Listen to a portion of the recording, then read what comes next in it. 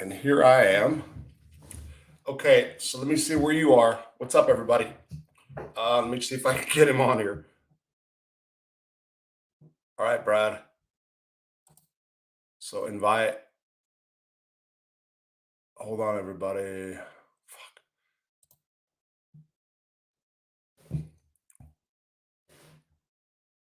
Remove. Sorry.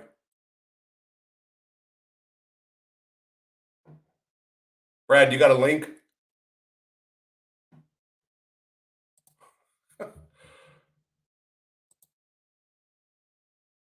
Send this. Okay, so here we go, people already. And Marta's in bed. What's up, Ron? All right, so invite guest. Call him back. I knew this shit was gonna happen. Sorry, everybody, as usual. So what's going on? Real quick, Ron Gross, Rob, what up, homeboy? How you doing? I'm doing fine. American Develop. Robert, please call me. Come on, he's not Brandon Abbott, Russell Cox, or Ray Bennett. Never heard of this notorious bank robber. Says a lot about Australia. Ron Gross, maybe. Hey, what's up, Convict Inc? Okay, so hold on just a second. Why haven't I not got him here? Is this going to be a total? This is going to do it again. It's going to be a failure because I don't have Marta here.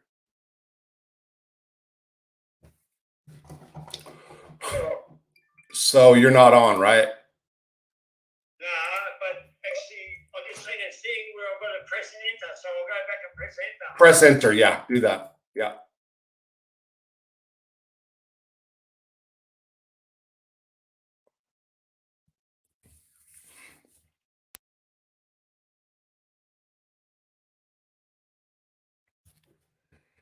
What I can do is try to send you another link at your name, right? If you can't do it. You hear me? All right, everybody. So what's going on? Yeah, decided to come on. Well, a couple hours ago. Let me tell you about my day before while we get this straightened out, and we will. So I think.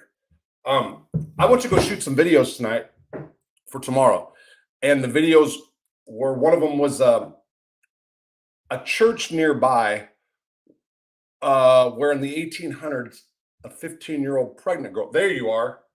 I'm going to keep telling the story. Okay, Brad. So add to stream. I got to put earphones on. I forgot about that. Hold on just a second. Hold on. We'll get you on just a second. 2 6, let's grab a drink. Talk to me, Brad. There you go. I can hear you. I can hear me. Yeah, I can hear you. Hold on just 1 second. I'll introduce you, okay? Because I didn't know how long it was going to take. Okay, so you got that. Boom, boom, boom. Everybody can see him. All right. So tonight I went to an old church that from in the 1800s. There was a girl that was 15 years old and was pregnant. And on a Sunday, she walked into mass, or actually it was a Presbyterian church, and she pointed to the preacher and said that he was raping her, and she was the one that impregnated him. And this church is allegedly haunted. This is one of the churches in the area that's been notorious. I'm not going to say the name because I'm going to do the video tomorrow. Anyway, while I was there videotaping a short, and mind you, this is on a gravel road. You can hear everything around. There's a cemetery. I'm trying to do the short, like get it down. It takes 15 seconds. And I look out of the corner, and there is a black girl in a white dress with long hair and a long ponytail, a braided ponytail. Something you don't see in this part like that. She looked like a black angel. So I had to do a double take, and I walked out, and she smiled and waved and went to the cemetery. And I'm like, what the? So I walk further over, and I see that there's a car there. Now, mind you, this is on a gravel road, so I should have heard the tires.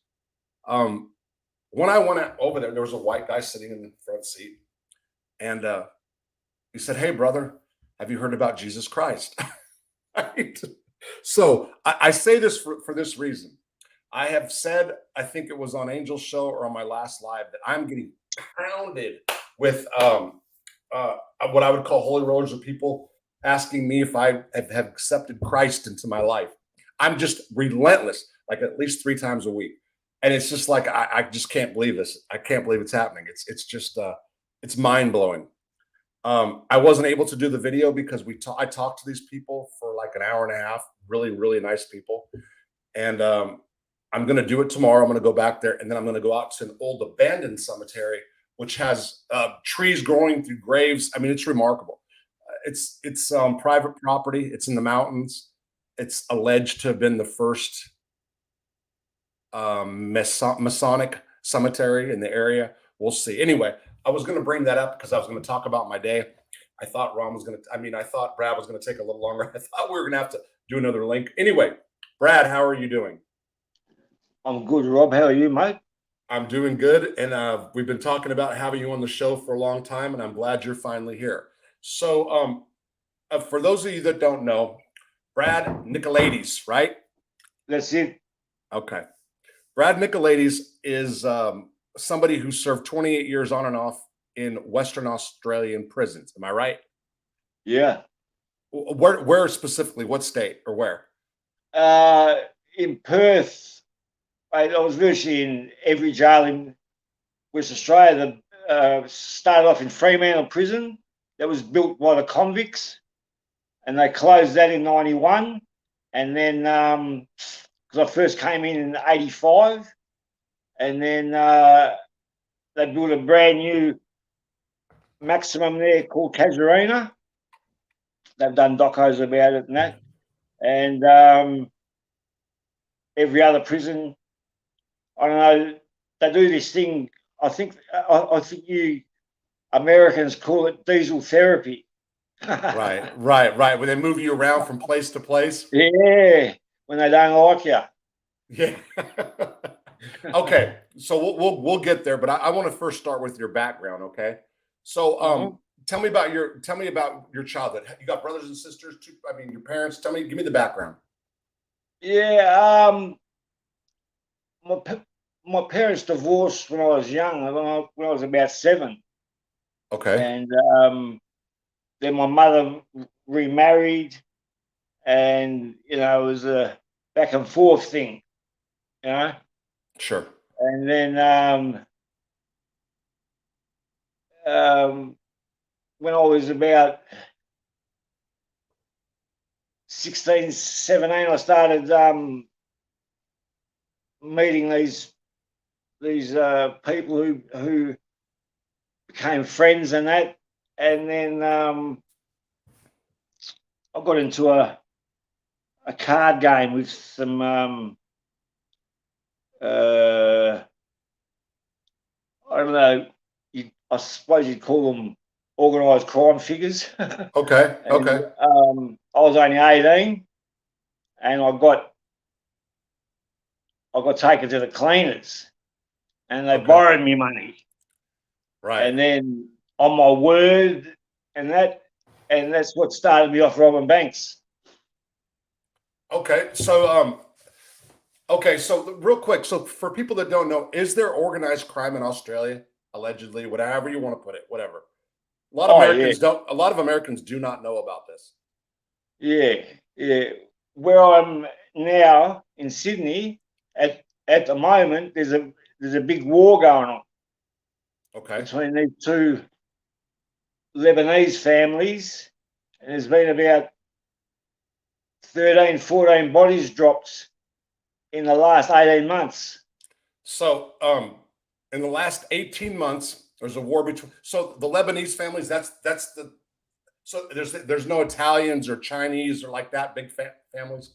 Oh yeah, the Italians are here as well. Okay. So 2 big Lebanese families allegedly, whatever, having a war, and bodies dropping in Australia. Which I'm going to tell you, as an American, when we think of Australia, most of us think of Australia. We don't think of murder. We don't think of crime like that. Really, because what? You guys have the gun buyback program, and that's what we've heard about. It's a safer place, and So when it comes to like the criminal element in Australia, a lot of people are clueless. They have no idea. That's why I just wanted to give it some context. Yeah. Well, you're right about the gun buyback thing. That happened around mid-90s, I think, after a big shooting here in Tasmania. But don't worry, there's still illegal guns around. Right, right. Okay. Did they take all guns, or just they're still hunting there, right? No, they took all the mostly semi-automatic guns, self-loading, Okay. Okay. and like they left the shotguns for the farmers and all that type of thing. But like before that, it was a bit like the States, where if you had a license, you could go buy an AR-15. You know what I mean? Right. So you first But they started cut all doing. that out. They did. Yeah. So you first started doing time in what year, and what was your first crime that you were sent to prison for? The first crime I was sent to prison for was two bank jobs. Okay. In 1985. Okay, so you went down for 2 bank robberies, right? Yeah, I came to Sydney. I flew to Sydney because I didn't want to get caught, of course. And then someone told on me, and then I was working at this strip club in a place called King's Cross here, and I was working there on the door trying to drum up business and that, and I was still young. I was only 18 and that, and because this guy had said I was in Sydney, they sent my photo over. So these 2 coppers came past, recognised me from the photo. I had false ID, but they conned me back at the station, said I had to register if I was working at a nightclub. I had to register. And then this Notorious copper, he's a household name in Australia. His name's Roger Rogerson. Roger Rogerson. Okay. Yeah, he's in jail now, doing life for murder. A famous cop. Yeah, and at the time he was a police hero. But it all came out. It all came out what he was up to, Right, right. Okay, so explain the difference. Is there a federal system there? So if you do No, there's no federal system, Rob. There's only, you can get done federally, but they'll put you in the state system. But but you come under the federal system where it's different with the parole board and that. Like if you're charged federally, federal charges are here mainly importations. They're federal charges. And then they usually give you parole straight away in the federal system. Really? And so you're saying they make you do half. They make you do half. So say someone in the paper gets 17 years, he's only got to do 8.5. Okay. If you're at a federal level. In a federal level. Okay. State, it's a nightmare. Okay. So were you sentenced to a federal level or a state level? State level. And how much time did you originally get on your first sentence? My first one, I got, back then the sentencing laws were different. They used to give you a top and a bottom. Okay. So I got 5 with a 2.5 year minimum, which means I could get parole after 2.5 years. Right. But while I was in jail, I lost all my remission, and I ended up almost doing 4 years. So what'd you say, remission? That's good time, right? What we would call good time. They used to give you 3 days a month off. Okay. And you could lose that if you got charged internally, and they put you in a punishment cell and say take 28 days remission time off you. So they put you in. What do you call it? We call it the hole or the special housing. Yeah, the hole. Yeah. So what do you call it? What's it? What's the name in Australia typically? We call it chokey. The what? The chokey. The chokey? Yeah. Okay. I didn't know that. Okay. The chokey. All right. Learn something new. Oh, right? mate, they used to be cruel to us, mate. They used to take our mattress, like they'd take your mattress out of the cell at 6 a.m. You couldn't have a mattress. You'd be especially in Fremantle, it was like a dungeon. Oh, in 3-man cells? No, in Fremantle prison. Oh, okay. They've turned it into a museum now. Really? Yeah, but the cells they used to put us in there for punishment, they were the old death row cells. Okay. Yeah. Yeah. So, okay. So,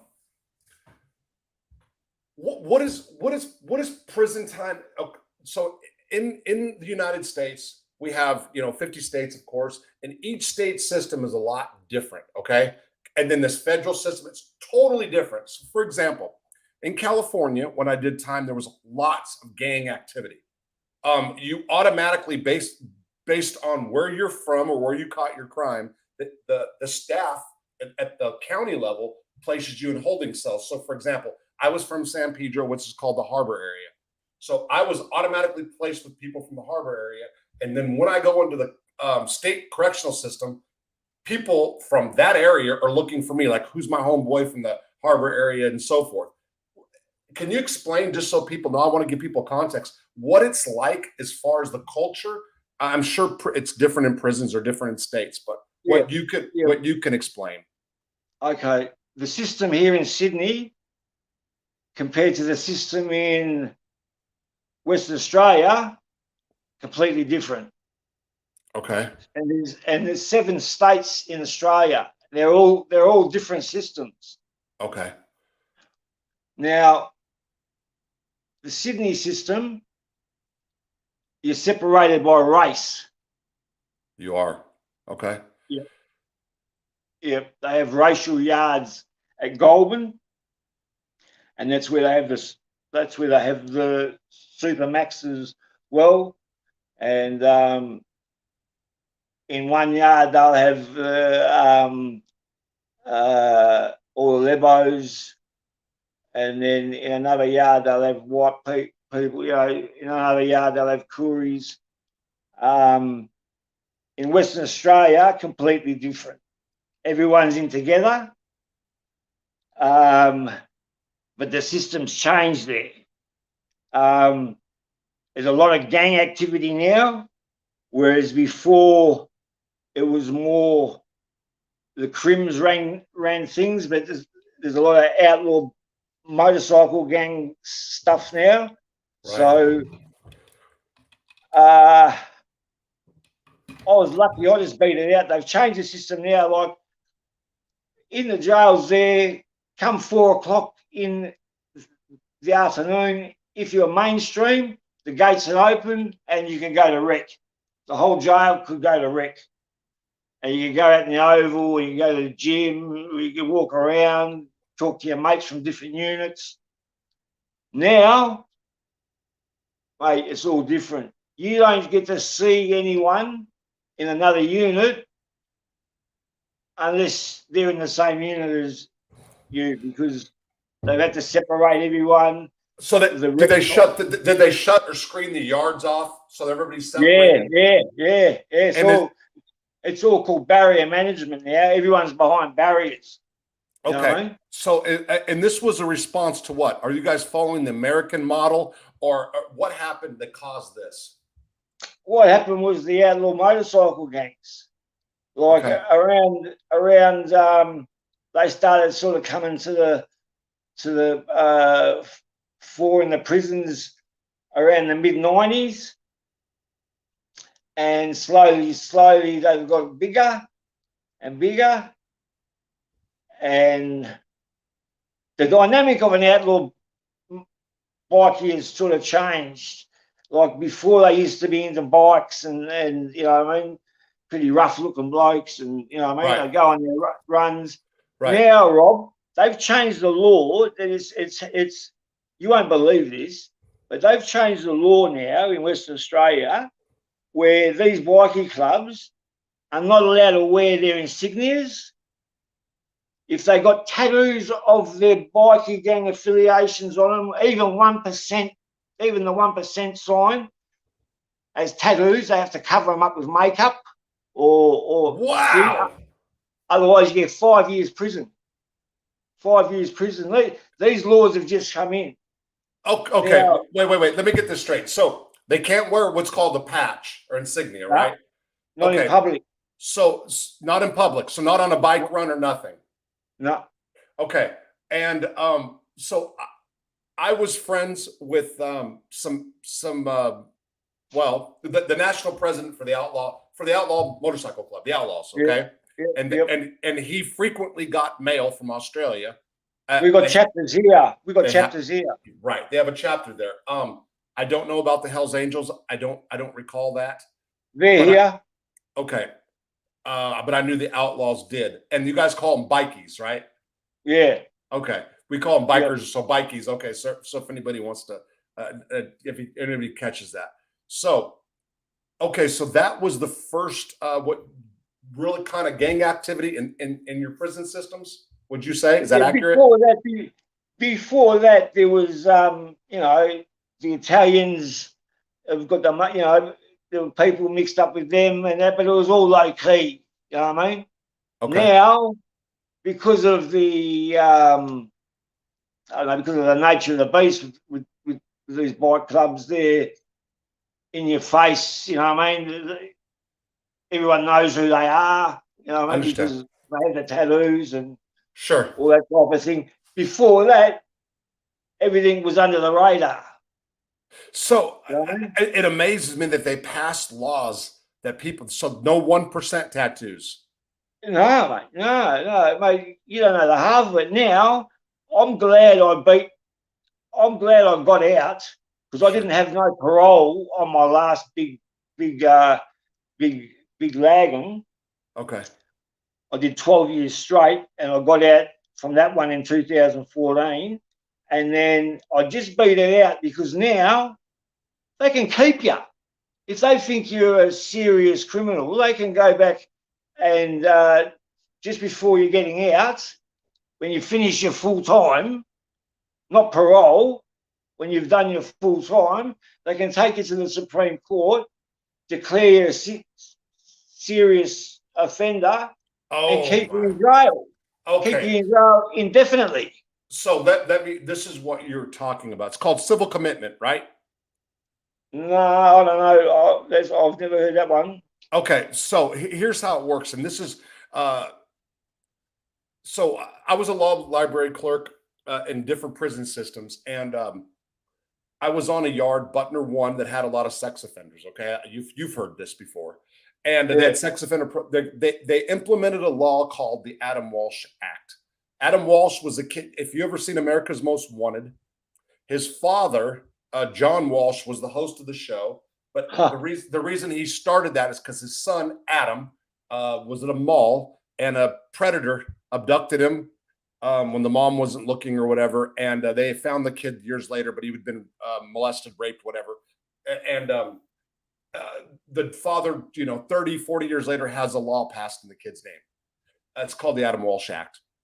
And in it, if somebody is considered deemed mentally ill, 1, dangerous person, 2, and a sex offender. So right now, this is what I'm trying to get at. We have a criteria in this country that if you're a mentally ill, dangerous sex offender, and I'm pretty sure that's close, that they can hold you. I've seen the Louis Theroux show on a thing in America with the sex offenders. They've built a whole facility, a big warehouse where they put them, and they don't term it prison, and they keep them there indefinitely. Yeah, so I think the first one in the state was in Washington, and I think they used McNeil Island or whatever it's called, and they have just a big civil commitment area, and there was years ago, there was only 3 that got out so far. So every 90 days, I think it depends on the state or the federal system. They're allowed to go up. Psychologists or psychiatrists supposed to, they're supposed to do programming and to see if they're ever. So what you're saying is it's not about sex offenders in Australia. It's about any kind of criminal, any type of criminal. They started it off, Rob. They started it off about 5 years before I was getting out with the sex offenders. That's right. The same as what you were saying. That's right. And everyone was going, yeah, beautiful, good, because mate, I got no sympathy for sex offenders. That's right. I've bashed them. I've run on them in front of screws, and you know what I mean. I seen one get their head chopped off in Casuarina prison once, So, mate, I'm no, but when they started talking about that, everyone was going, yeah, too late. I was saying, yeah, but if they could do it to them, they'll do it to us next. And sure enough, mate, 2 years after they did that, they brought in a Serious Offenders Act. Serious offender. Okay, so that's what you guys call it. So I'm going to say this. Clarence Thomas, which is a Supreme Court justice here, first African American, he wrote a dissenting opinion on the Adam Walsh Act that basically he showed how they built the statute starting in the 1800s. They just kept expanding on it. And that was the biggest fear. So when everybody was clapping, talking about all these chomos and sex offenders, exactly. Be stuck in. I'm sitting there saying, listen, it's going to be a matter. Yeah, it's going to be a matter of time before they say they're going to take out the word sex offender. They're going to put drug dealer, gang member, bank robber. And so it's coming. And people don't know that and don't realize that. And as in this country, as we have polarization between 2 political parties right now, and I see that, the tide's changing where it was about sentence reform here. Now there's the liberals have gone too far. So people are starting to clamor for get tough on crime stuff again. And this is where it's going. And I don't mean to get off track, Brad, but I had no idea before you came on. I'm winging it. I told you that. What you just said is it's profound. It's scary. It's a big deal in the type of statements or what I want to do in the future. As far as this is coming here, people don't get it, and that it's coming. And I did not know that you already did it in Australia. Go ahead. Look, they've already put these on me. They've served these on me here, which means they can come and search my house without a warrant whenever they want. Are you on probation or parole? No, I'm on nothing. I'm on nothing. I don't know on my day. I don't know on nothing.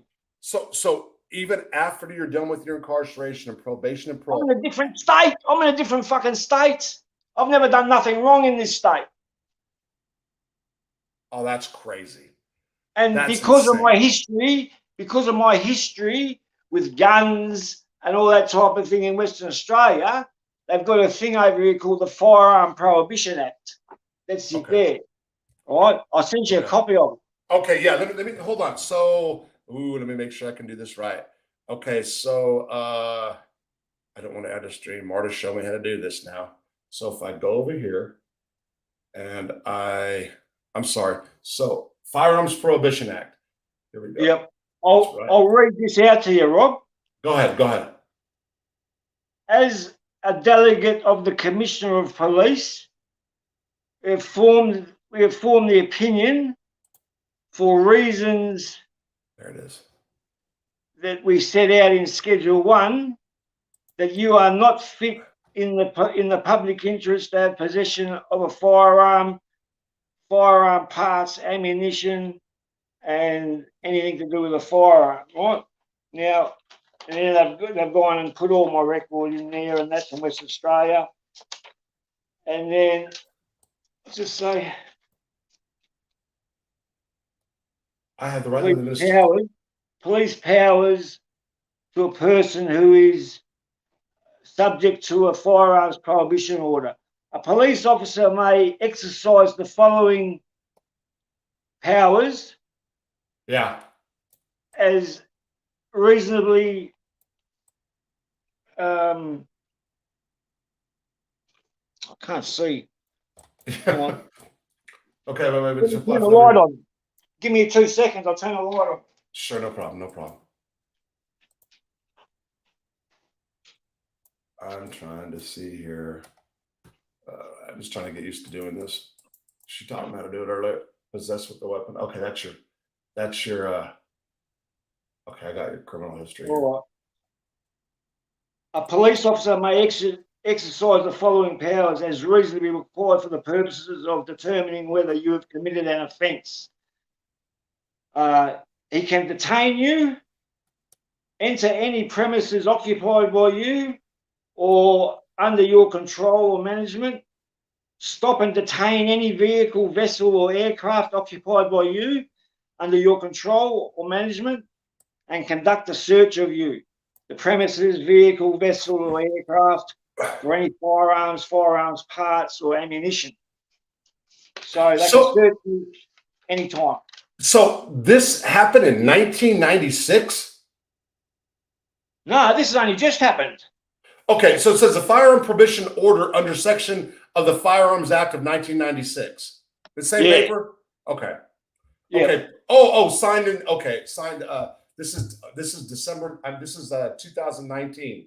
But this law, Administrative Detention Review Act of 1997, to apply for the internal.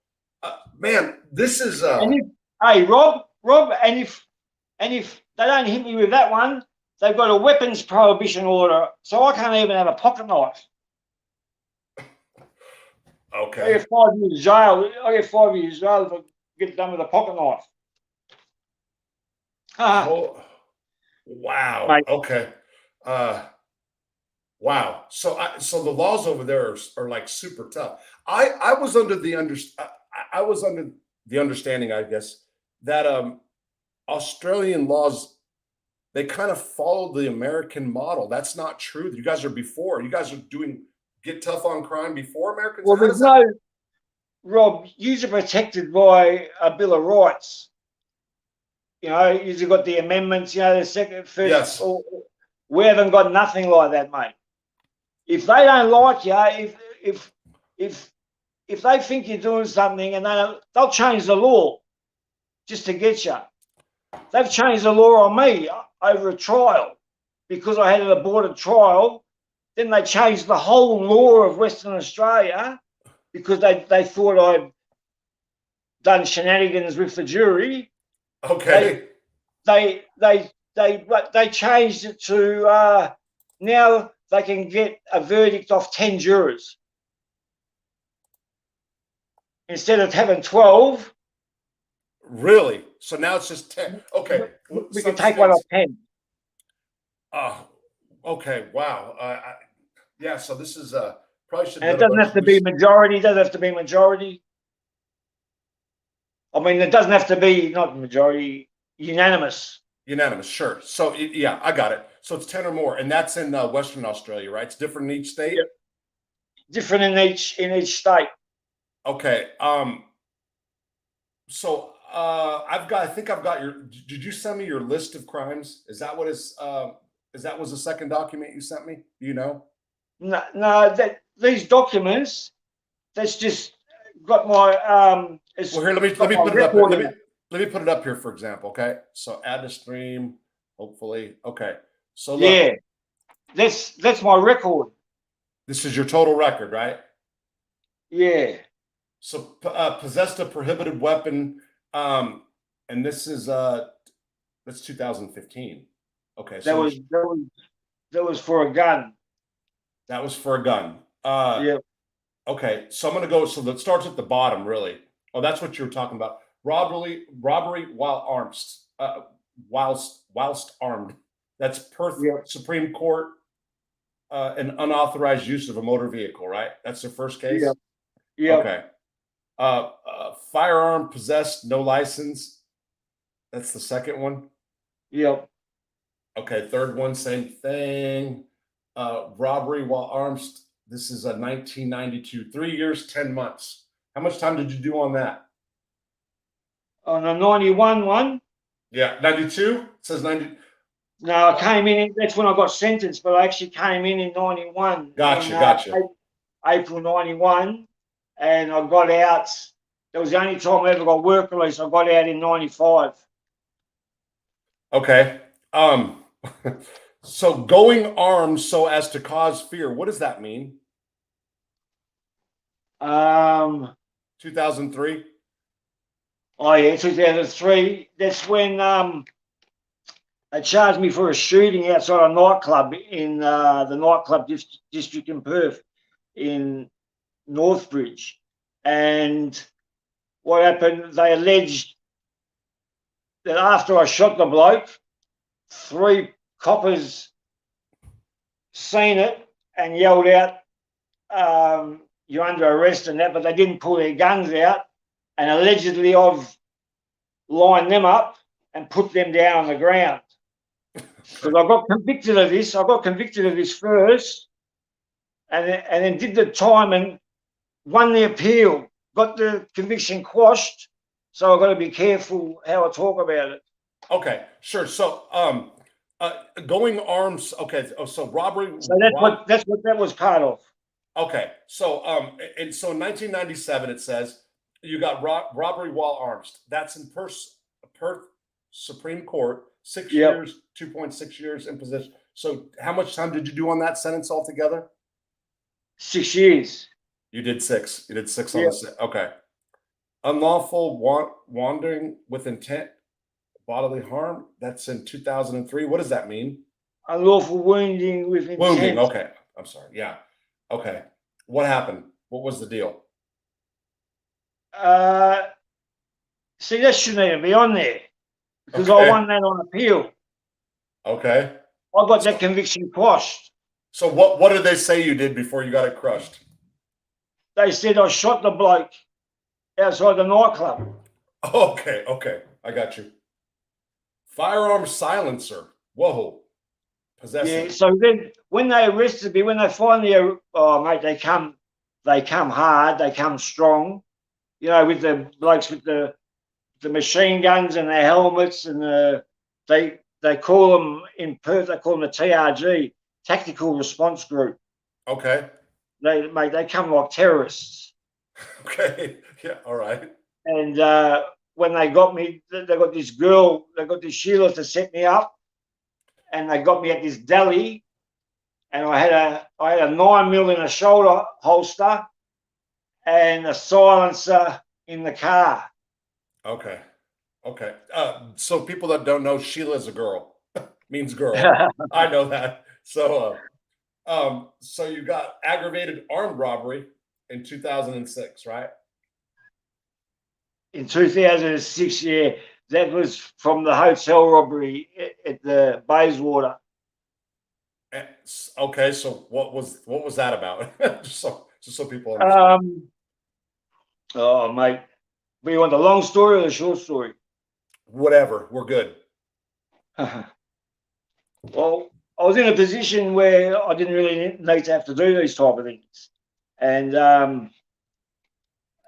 this guy that I met in jail on a previous sentence ended up owing me some money, and so this bloke had come to me about this armed robbery. He said there was $400,000 there. It was a big hotel with a TAB. I don't know if you have those in America. It's like a horse racing thing. Sure. So when you bet, like off Yeah, track betting? Okay, I got you. Yeah, Okay. yeah. They've got one of those in there and a couple of restaurants. And he reckons if you hit it after the grand final weekend, which is a public holiday in Western Australia, you should be able to get 400 grand.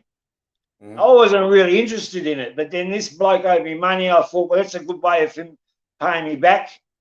Right. You know? And I was getting a bit itchy. I thought I'll go along with him and show him how it's done and that. And so like this bloke turned out to be a myth. It just turned out to be an absolute clown. He was supposed to steal a car. Right. In jail, he reckons he's the best. He can steal any car. He can do Yeah, you know what I mean? one of them Yeah, ones, sure. you know. Yeah, yeah. And then the day you're supposed to steal a car, you can't steal a car. So I had an HSV. It's like a muscle car. Use Yankee Okay. call it like a Okay. muscle car, you know. And Yeah. I thought, well, if I park my car on the other side of Bayswater, nowhere near the place, right? Right. And then we'll use my car as the changeover car and take a car from the actual hotel as we leave. Okay. Take one of their cars. So I had a Glock pistol and I gave him a baseball bat because I said, listen,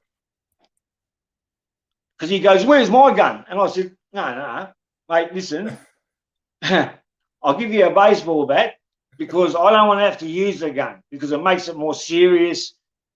They come after you, you know what I mean? Yeah, sure. And then I'll have to get rid of the gun. Have to go buy another gun and make it expensive here. Oh, expensive. And once you fire it in a crime, as you know, you have to get rid of it. Yeah, yeah. So we've parked my car on the other side of Bayswater, walked over there.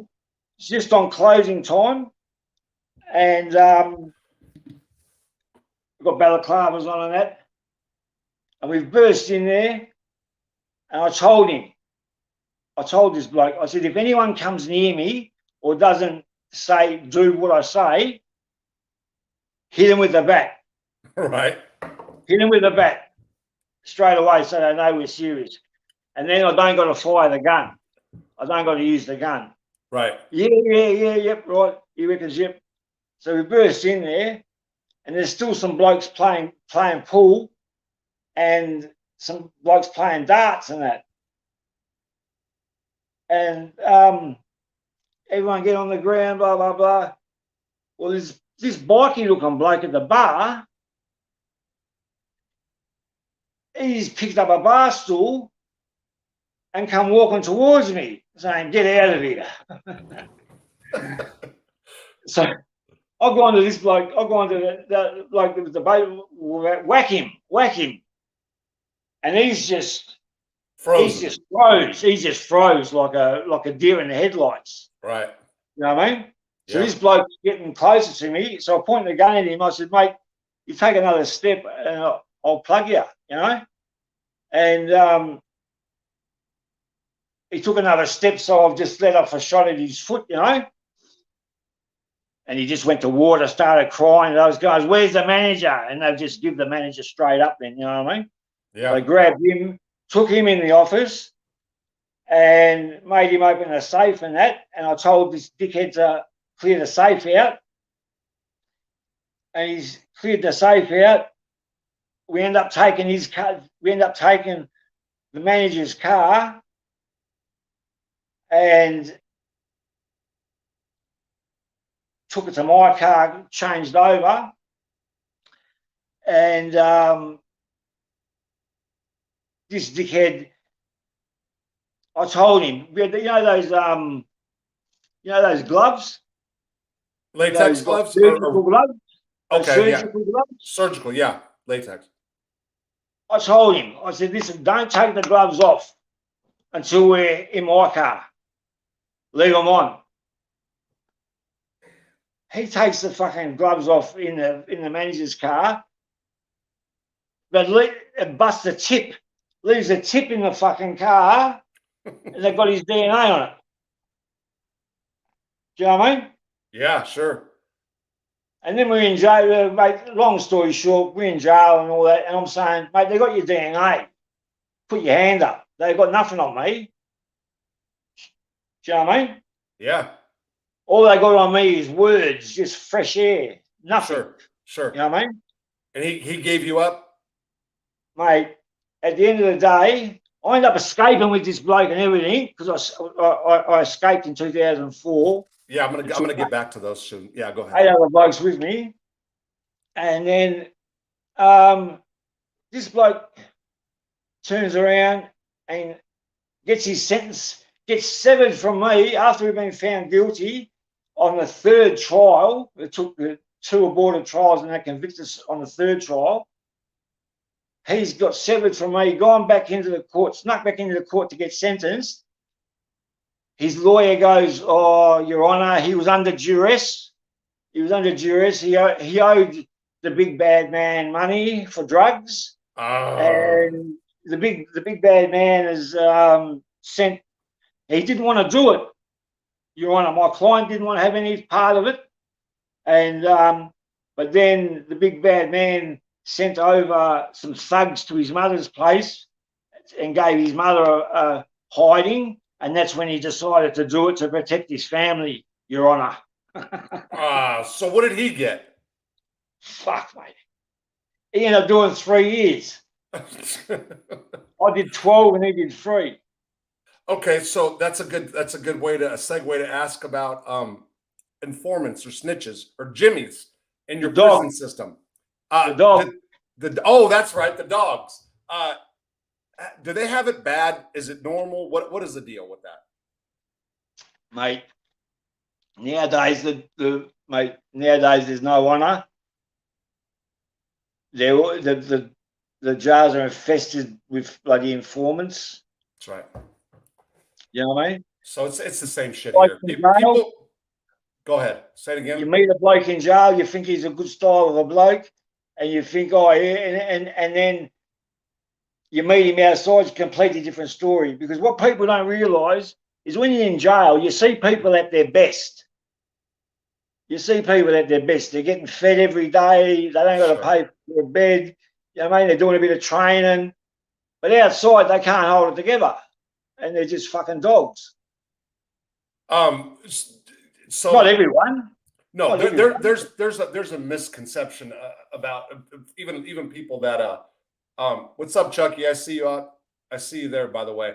There's a misconception here. I'm sorry to burst people's bubble, but the federal system is predominantly run by, or I should say, there's more snitches and rats in the federal prison system than guys that are good, so to speak. Yeah, for sure. And it's the statistics are all there if people ever want to read them. Now, what happens is you have the maximum security or the USPs, and people kind of judge by that, meaning the guys that have been in there, it's like, well, you know, snitches get stitches, snitches get killed, snitches get hurt. And that's true, they can. But overall, what, 67%, I've got the number somewhere, there's just way more informants than not. And that's in part to blame because the legal system allows that to happen.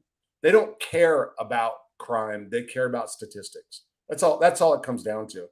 But and Rob, we're at fault too because we've let it happen.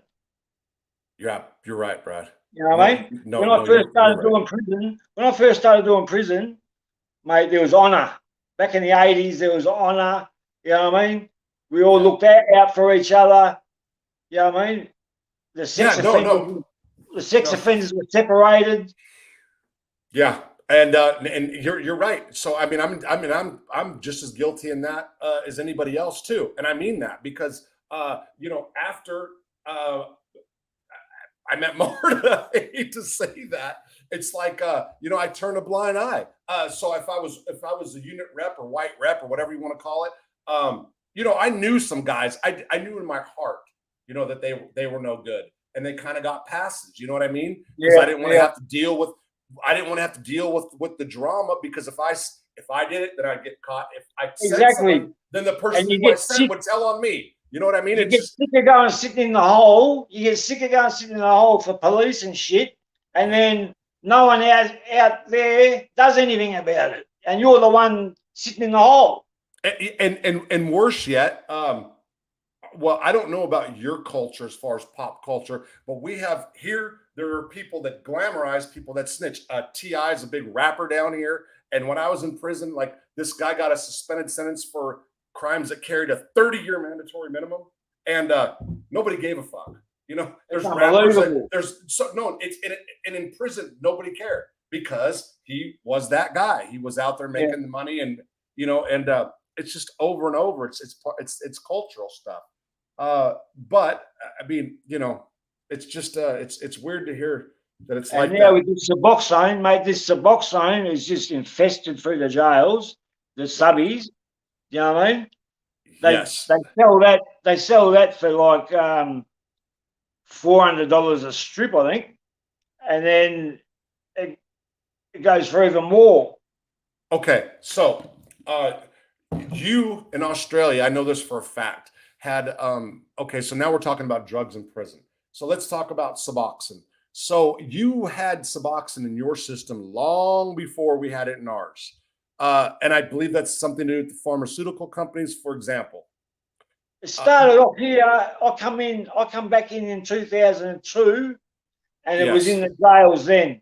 And Okay, that's I got out in 2001, and it wasn't in the jails then. okay. I was going to say 2005. So you're saying 2002. 2002, and it was in Okay. the pills. It was the pills they were given. The actual Oh, pill. so it was pill Yeah, form. Okay. it was in the pill So form. And so now this, it's in the orange strips. yeah. So as you know, I used to correspond with the girl from Australia. Her name was Sharna, and she was way ahead of us in the United States. So you know, back then we had, you know, we they weren't tearing stamps off our letters yet, and you have big Yeah, stamps yeah, over there. yeah, Your yeah, stamps can hold like 4 strips. yeah, You yeah. know, so she Yeah. was sending me stuff from Australia. That I for a month, the first month, I never had a clue it was even What a there. champion! What a champion! Oh no, this girl was. I mean, so yeah, she was. So she told me that she had to get, I guess, a governor's permission to go visit any inmates over there because she was accused of smuggling so much stuff in. Does that make sense? You have to get the governor's. Okay. Yeah. No, she was the real deal. Um, Yeah. yeah. I mean, and just such a smart girl. She overdosed in 2015. Yeah, real sad. But I mean, she was just a real down person, you know.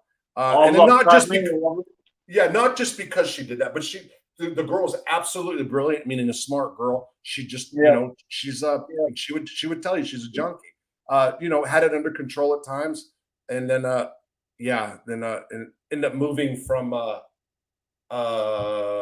oh, I told you before, it was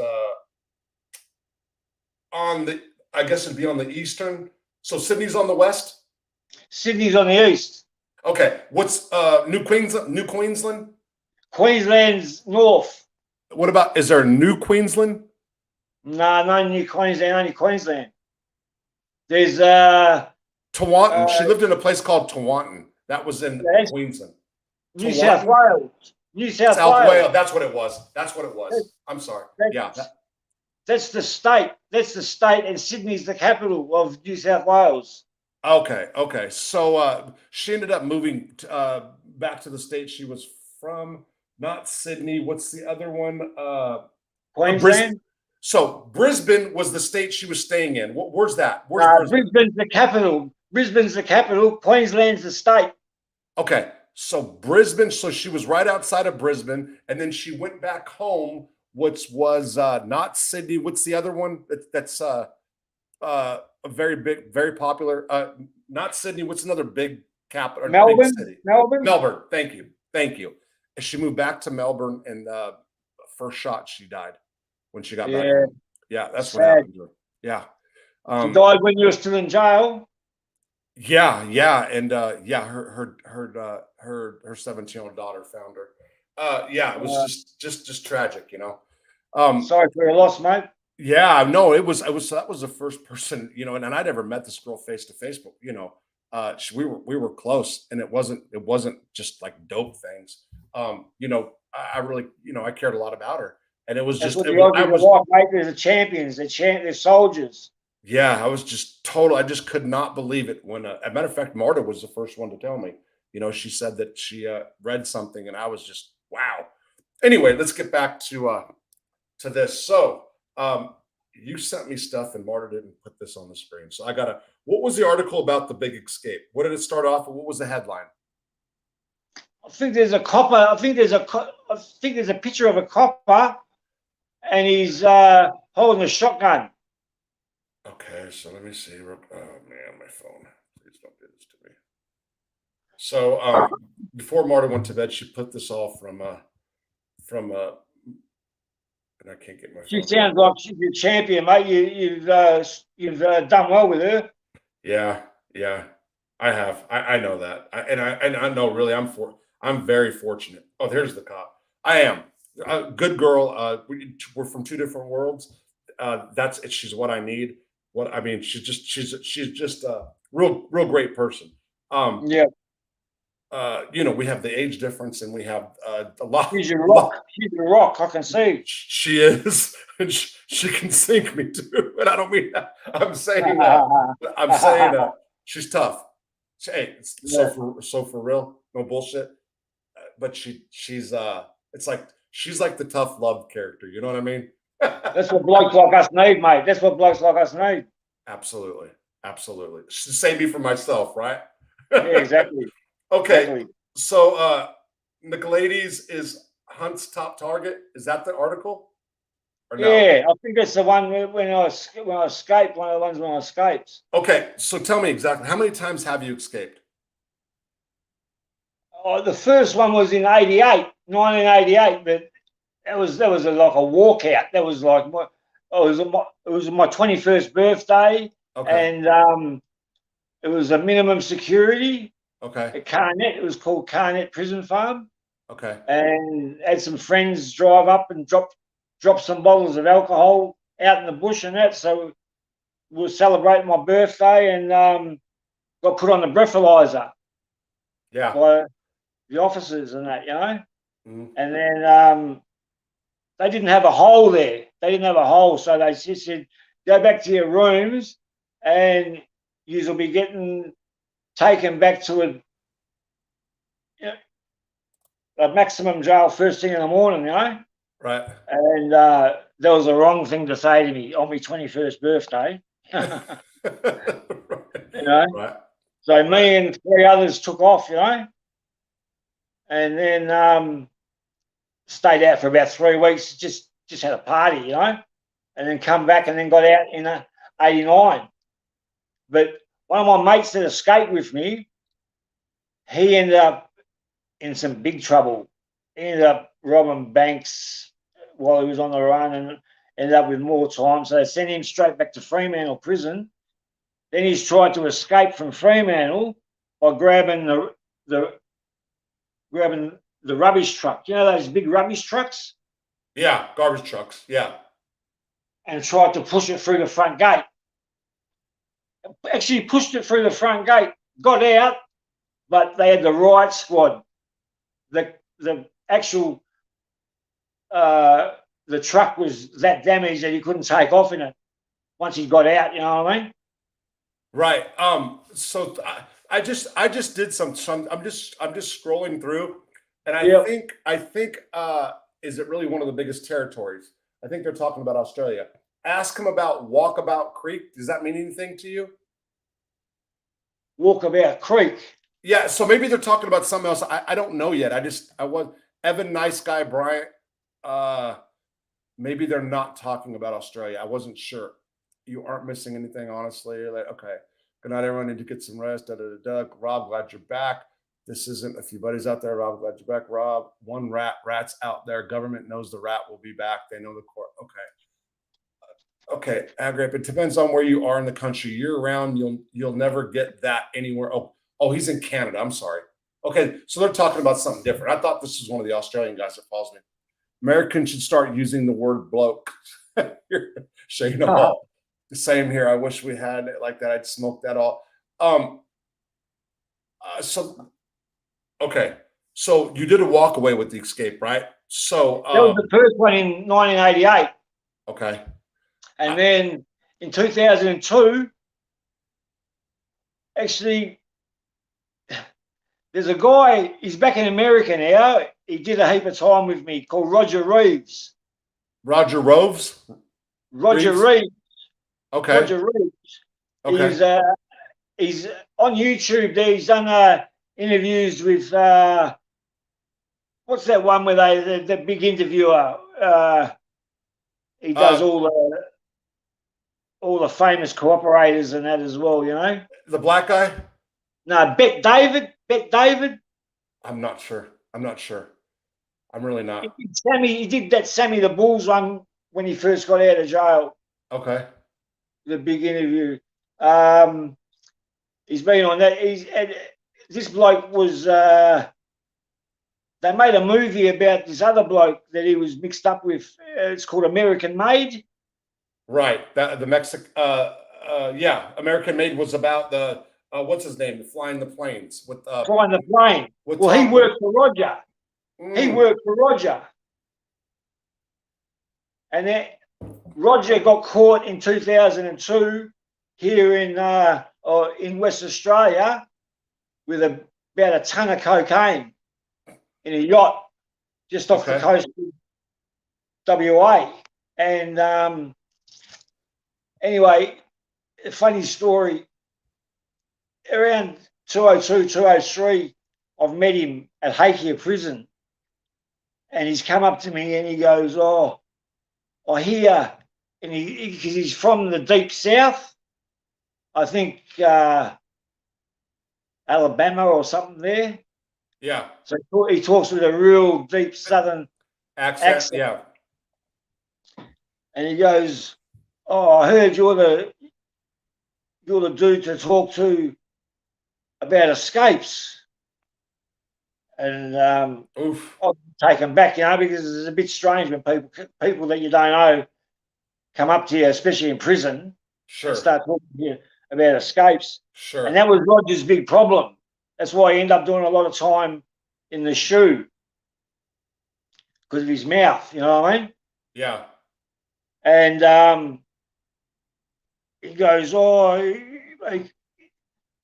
can you, if you're going to escape, can you let me know?" And blah, blah, blah. And I said, "Well, money talks, mate. Money talks." And he gave me this big story about, "Oh, I've got plenty of money, but it's outside." And I come to this other bloke and it didn't happen, so I don't want to give anybody any money. You know what I mean? I said, "All right, no problem."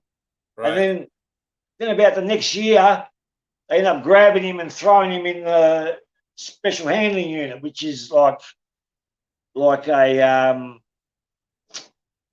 what's that joint in Colorado? It's like an ADX. Oh, Supermax.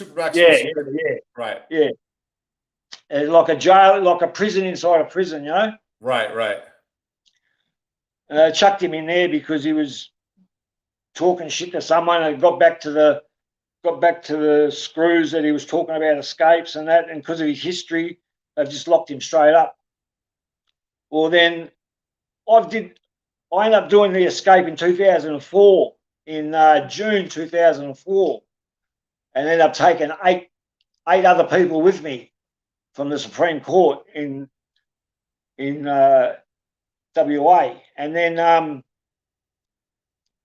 fast forward a few years later, when I'm out of the shoe and all that type of thing, and Roger's out of the shoe, and he was cursing me up and down.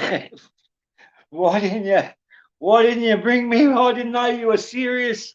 I would have paid the money, he reckons. Funny bloke. Okay. And they're making a TV series about him there in America. Right now? Yeah. It's going to be on Netflix. It's called The Smuggler.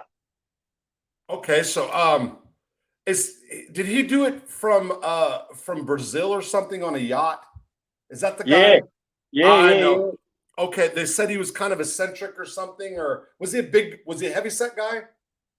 Nah, that's another bloke.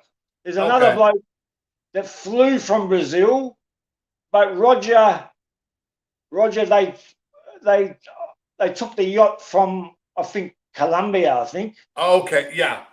So I know the story. I can't picture the face right now. And he had a co-offender. He had a co-offender, and he's from Medellin. His name's Carlos, and he's a great bloke. But him and Roger, for some reason, I don't know what the politics is, they never got on. they were co-offenders, and they had to keep them in different jails and everything. You know what I mean? Really? Okay. Yeah. Okay. So I was looking at this article, seeing if I can read it, and this is so you became, this is according to media reports, by the way, because somebody said earlier in a comment section, like, I've never heard blah blah blah, so he's an American. You became infamous, so to speak, over there for an escape out of the Supreme Court, right? Yeah. Please explain that. I can look this up and read it, and I might. It's just so when you sent I asked you to send those documents. What Marta saw was the ones from the photos down, and she missed the top ones. Or I'd have it up on the screen right now. Yep. So go ahead, explain. Okay. What had happened was I came into custody in 2002. I think would have been about late October, early November 2002, and they charged me for the shooting outside a nightclub. Okay. And they held the armed robbery back. They had that, and they were playing games. You know what I mean? They were trying to not let me know what they had. Sure. And what happened was about a year later, in November 2003, I went on trial in a district court in front of a district court judge called Lindy Jenkins. And the prosecutor was a prosecutor called Paddy Chong, this Malaysian bird. Okay. And that means woman. Bird's woman. Go ahead. And they convicted me. Oh, mate, it was a bloody railroading. So is this a trial in front of a judge, a bench trial? In front of a judge and a jury. Oh, jury. Okay, I didn't know if it was okay. Go ahead. In front of a judge and a jury, and okay. I got convicted and got 4.5 years, and then with no parole. And then I said to my lawyer, her name was Vesna, what about appeal? You know what I mean? And she's going, there's no appeal. All the judgments went our way. There's no way. I ended up having a big argument with her, sacked her, because I had by this time they charged me with the Bayswater armed robbery where the shots got fired and that. And so I had that pending as well. But that's in the Supreme Court, because armed robberies in Perth are Supreme Court matters. Really? You know, straight to the Supreme Court? Sorry? They go straight to the Supreme Court? Yeah. Totally different system. Okay. Yeah. Murders go to Supreme Court. Arsons go to Supreme Court. Rapes go to Supreme Court. So Brad, it's not like it's not like district appeals then Supreme. It goes straight to the Supreme Court. Straight to the Supreme. Whoa. Okay. Totally different. Okay, I got you. I didn't know that.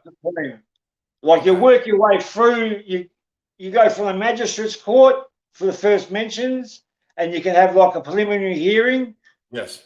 But they've stopped them now. You can't even have them now. So what you have is a committal mention date where they're due to serve all the paperwork on you. Okay.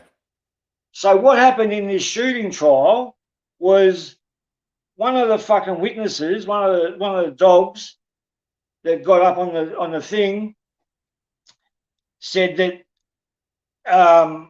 it was me that shot his cousin and all this bullshit, and he reckons all this. Well, when he's testifying, I said to my lawyer, make sure you get, because he's done a deal, because I knew he'd done a deal, because he'd gone up on 17 break and enter charges and got a suspended sentence. Yeah. Right? Right. He had a good lawyer. Yeah, had a good lawyer. Yeah. I love that. That's the best. So I knew he'd done a deal. So I told Vesna to get his sentencing transcripts and all that type of shit. She's too much of a lazy, but she never got them. She thought she could just stand over him when he's on the stand, because if you can get out of the witness that's going against you, that he's gained a benefit, or he or she's gained a benefit for testifying against you, then the judge has to give the jury a warning about their evidence. I got you. Okay. They can't convict them on that evidence unless it's corroborated independently. Okay. Do you know what I mean? Yeah, I do. So when he's on the stand, she's going, "How come you're here?" And he's going, "Oh no, just doing the right thing because he shot my cousin and that, you know." What about these 17 break and enters that you had, and you've had about 30 on your record before. You've always got jail for them. How come you got suspended? Oh no, that's through drug court. And then the prosecutors paid his strong stand. Yes, Your Honour, I can confirm that it was through drug court. Oh, so they straight lied. I got convicted, and they give me 4.5 years.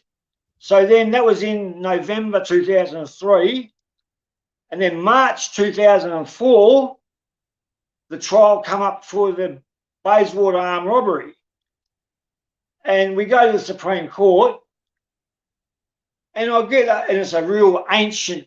It was built back in the 1800s, and I've walked into the Supreme. You know, walk up this big set of stairs, and you come out from the stairs. You come out into the dock. It's all real Victorian, you know what I mean? Right. And first thing I seen is the same judge in the Supreme Court, the same judge that was in my trial in the shooting in the district court. She's now got a promotion because they've got her as the same prosecutor.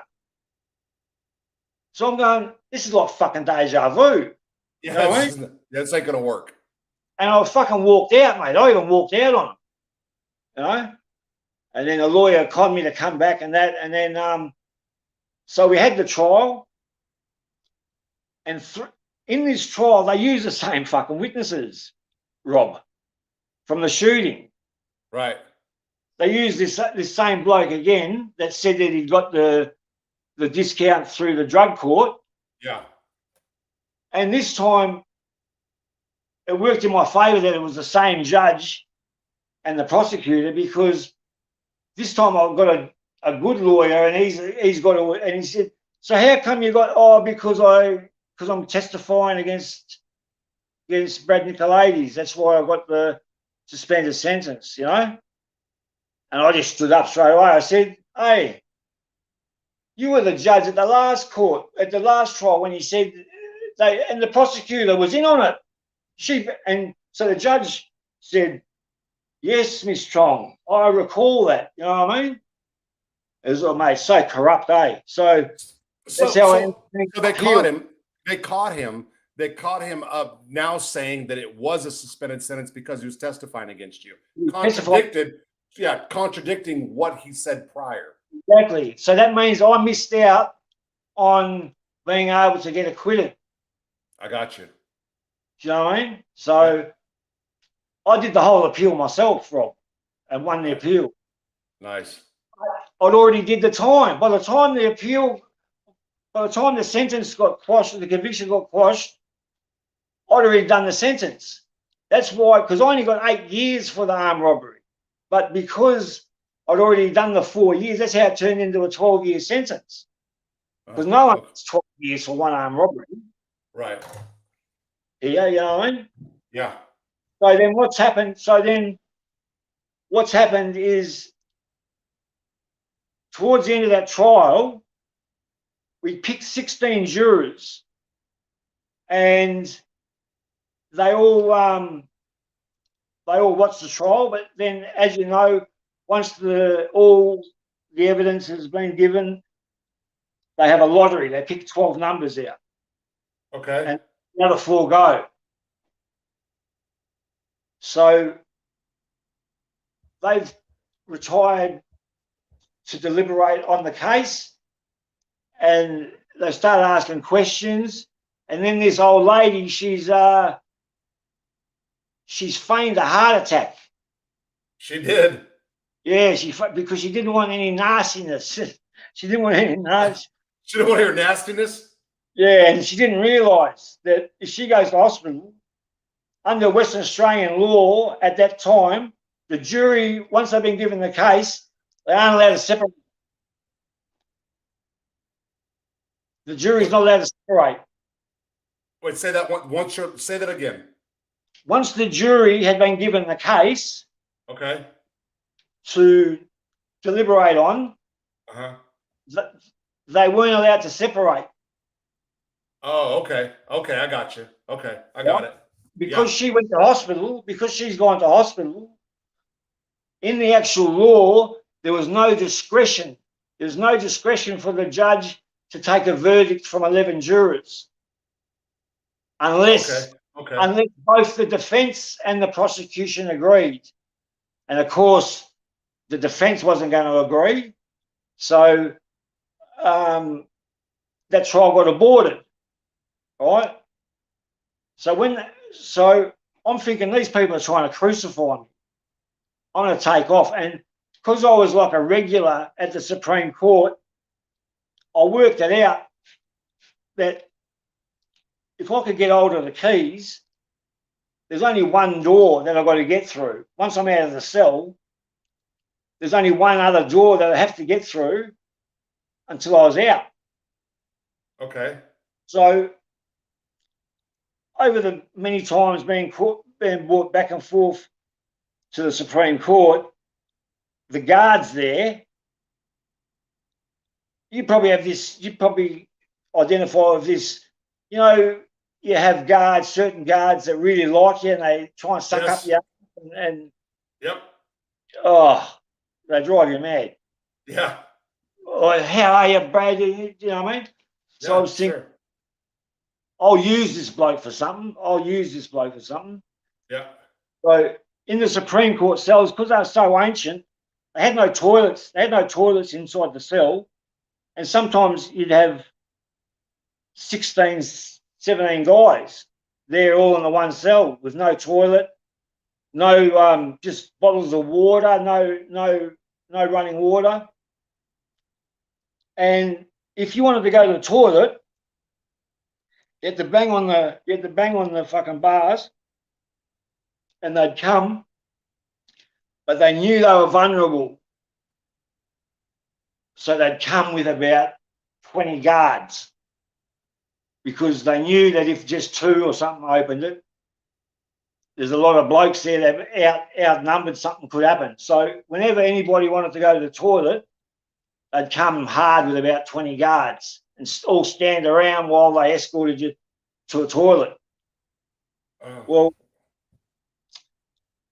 on the morning that I decided to do it, because how I seen it was if I could get through this one door, I seen there was a fire escape there.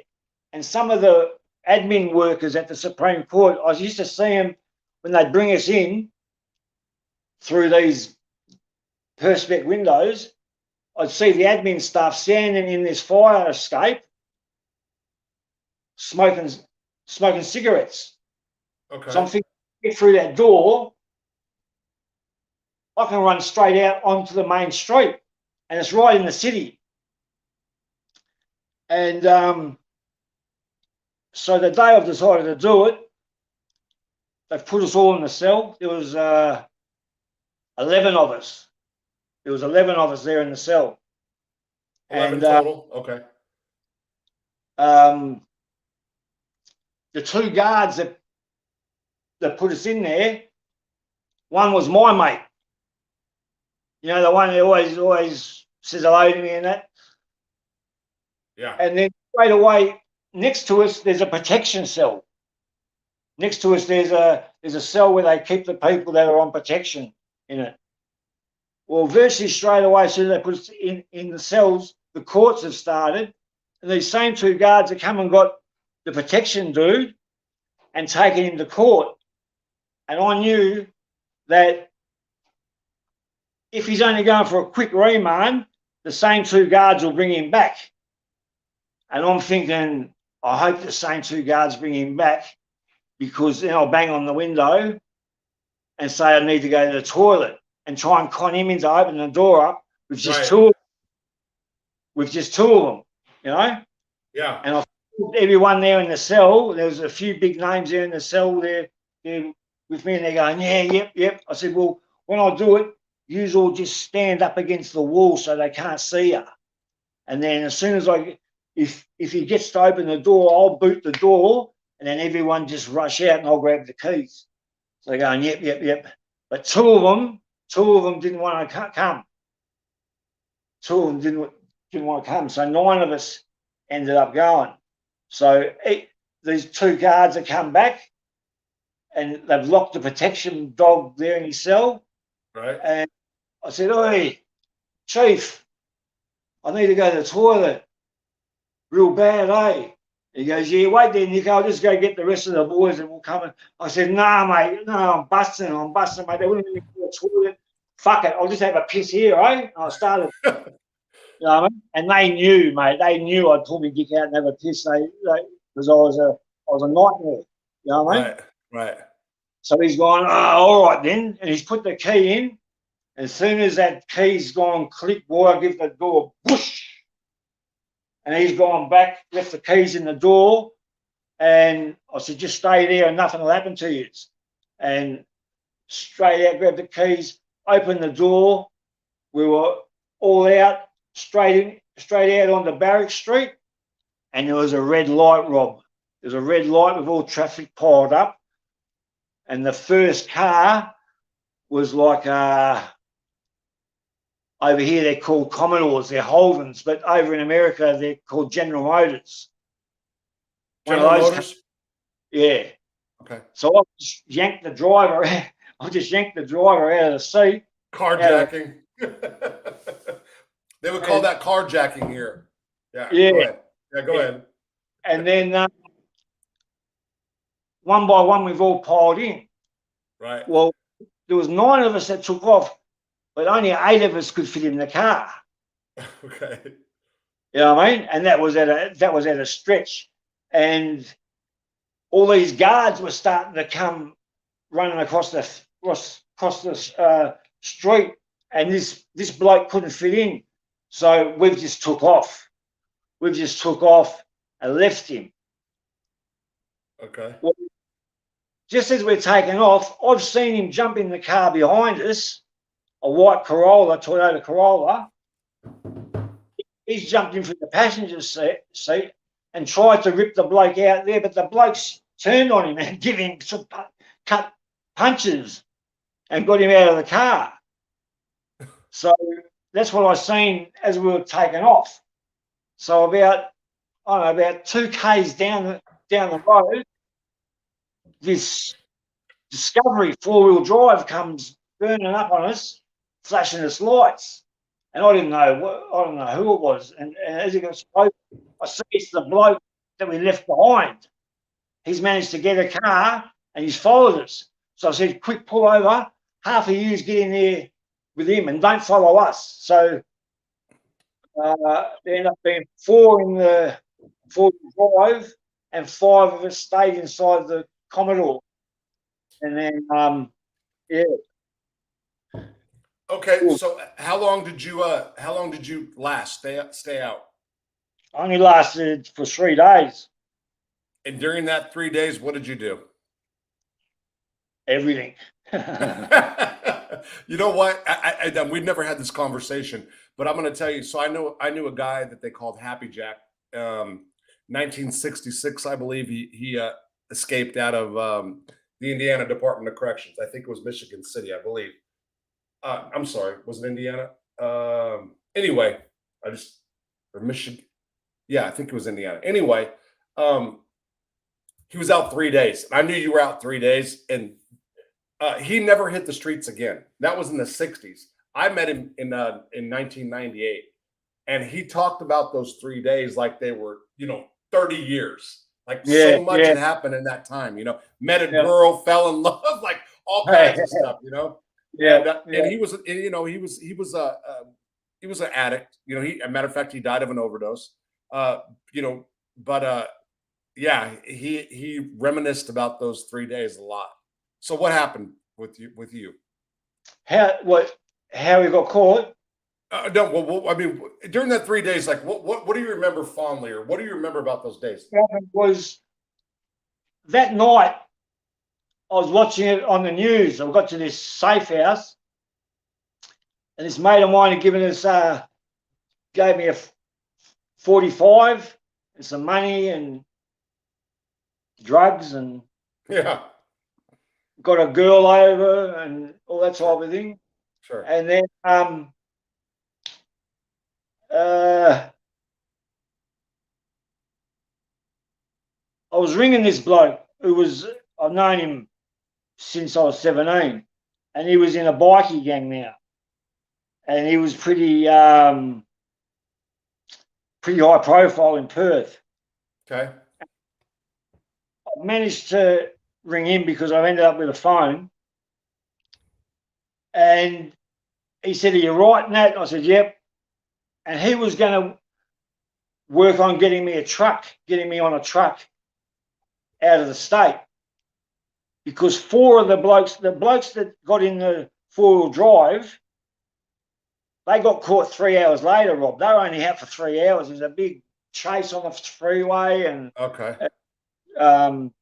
yeah, and so straight away 4 got caught, and that left 5 of us. And I was with that co-offender of mine. I brought him with me. You know what I mean? Because Yeah. that other shit hadn't happened yet. Right. You know what I mean?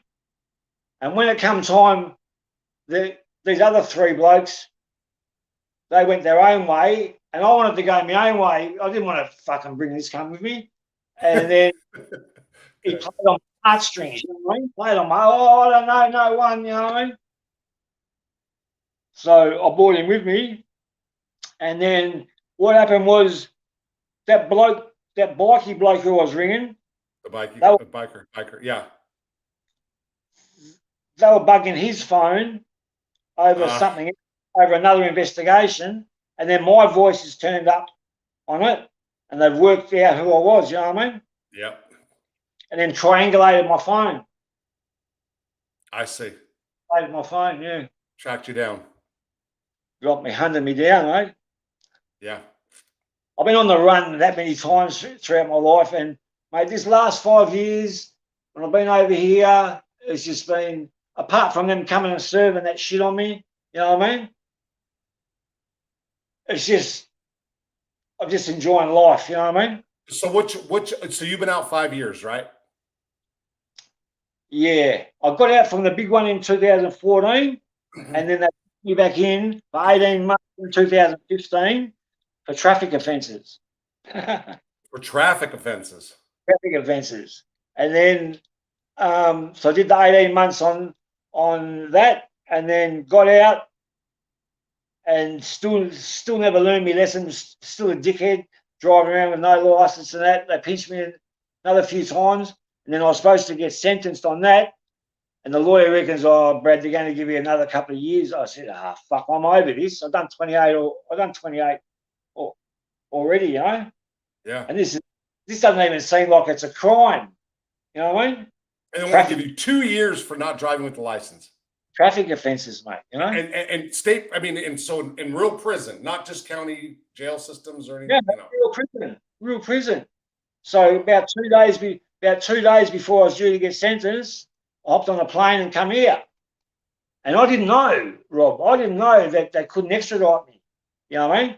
So, so where you're at now? Do you want to say where you're at? What state or not? I'm in Sydney.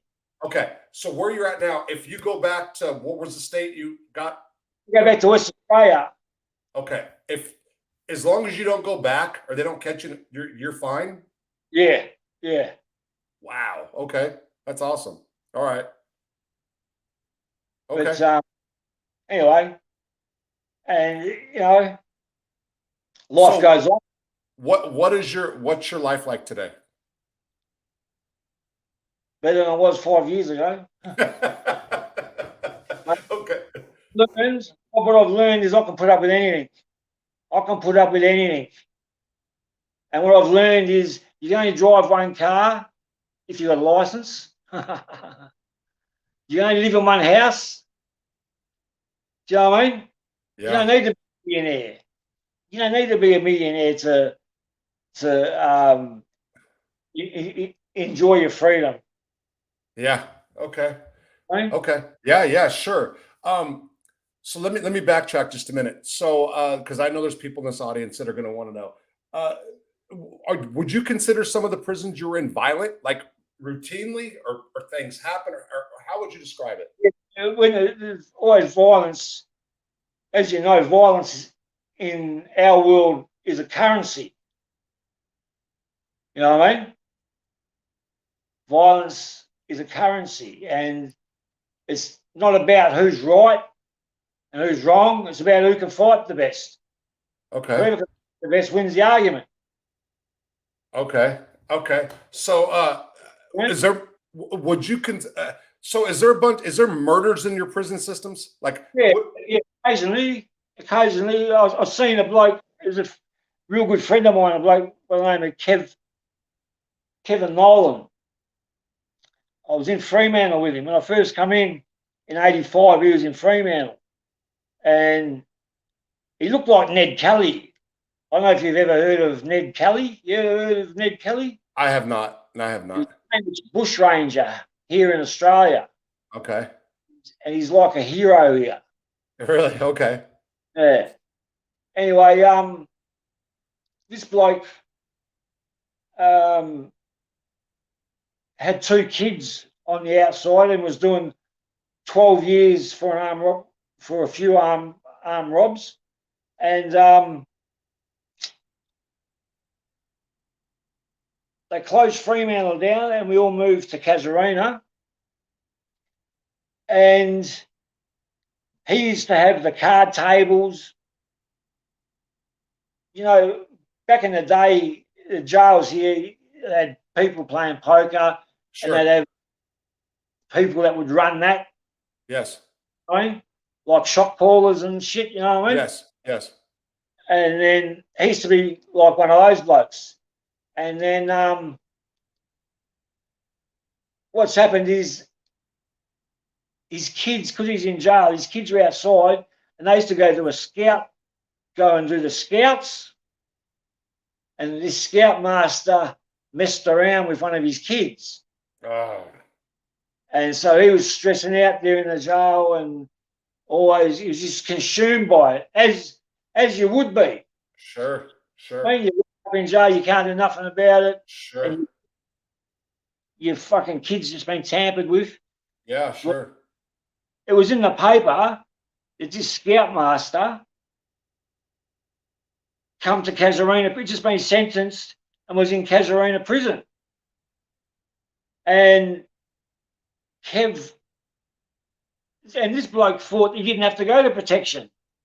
This bloke said, you call him a chomo, but we call them tamperers here. We call them tampers. Okay. Yes. So child molesters, you guys call tampers. I got it. We call them chomos. Yeah. So he this is the same guy that harmed this guy's kid, that he went to jail, the same prison that he was, and didn't go into protective custody. Kev thought it was the same bloke. Thought it was. Okay, I got you. And this bloke used to go to the education and knock off around 3 o'clock. And one day Kev is taped two shanks to his hand with gaffer tape, and just waited on this bloke to come from the school, you know. And he's jumped on him outside 3 block, the actual unit that I lived in, you know, and was on this bloke and just stabbed him in his throat and was just giving it to him. And there was screws come running and that. But by this time, mate, he's got his head half off. Right. And, some female screws were spewing up there, and it was a gruesome sight, mate. Right. What And prison was this in? it's in Casuarina. Okay, Casuarina. The thing I always remember hearing was these two blades on this bloke's spine, on this bloke's backbone. He was trying to Oh, get when he's punching them through. he's trying to get it through, yeah. And he couldn't, because I could see what he's trying to do. He's trying to rip his head off and then hold his head up and go, hey, you know what I mean? Got it. Yeah. He just lost it by this stage, you know? Yeah. And he finished with his bloke. He was dead. And he's just got off him and started walking himself down the back to where the hole is. And the screws were fucking giving him wide berth. They were running in front of him. They didn't even handcuff him, nothing, mate. They were just opening in front of him, ushering him through. Yeah. And then they got him inside the choky cell there, locked the door, but then they realised he's still got the shanks on his hands, you know? So then they've got the bloody riot squad in and chucked one of those percussion grenades in, you know? Yeah. And then ran in and fucking got him. And then my mates did a fundraiser for him to get money for his lawyer. Okay. It turned out it wasn't the bloke, but the bloke was still a fucking tank. You know what I mean? Right. So it was the wrong sex offender, but it was still a sex offender. Sex offender, and still a scout leader that had messed with kids. You know what I mean? Oh, okay. So it was a Boy Scout. Okay. Identical cases. I got you. Yeah. And then Kev ended up getting an extra 10 years. They kept him down the back for 3 or 4 years, and then brought him out, and he ended up with another 10 years.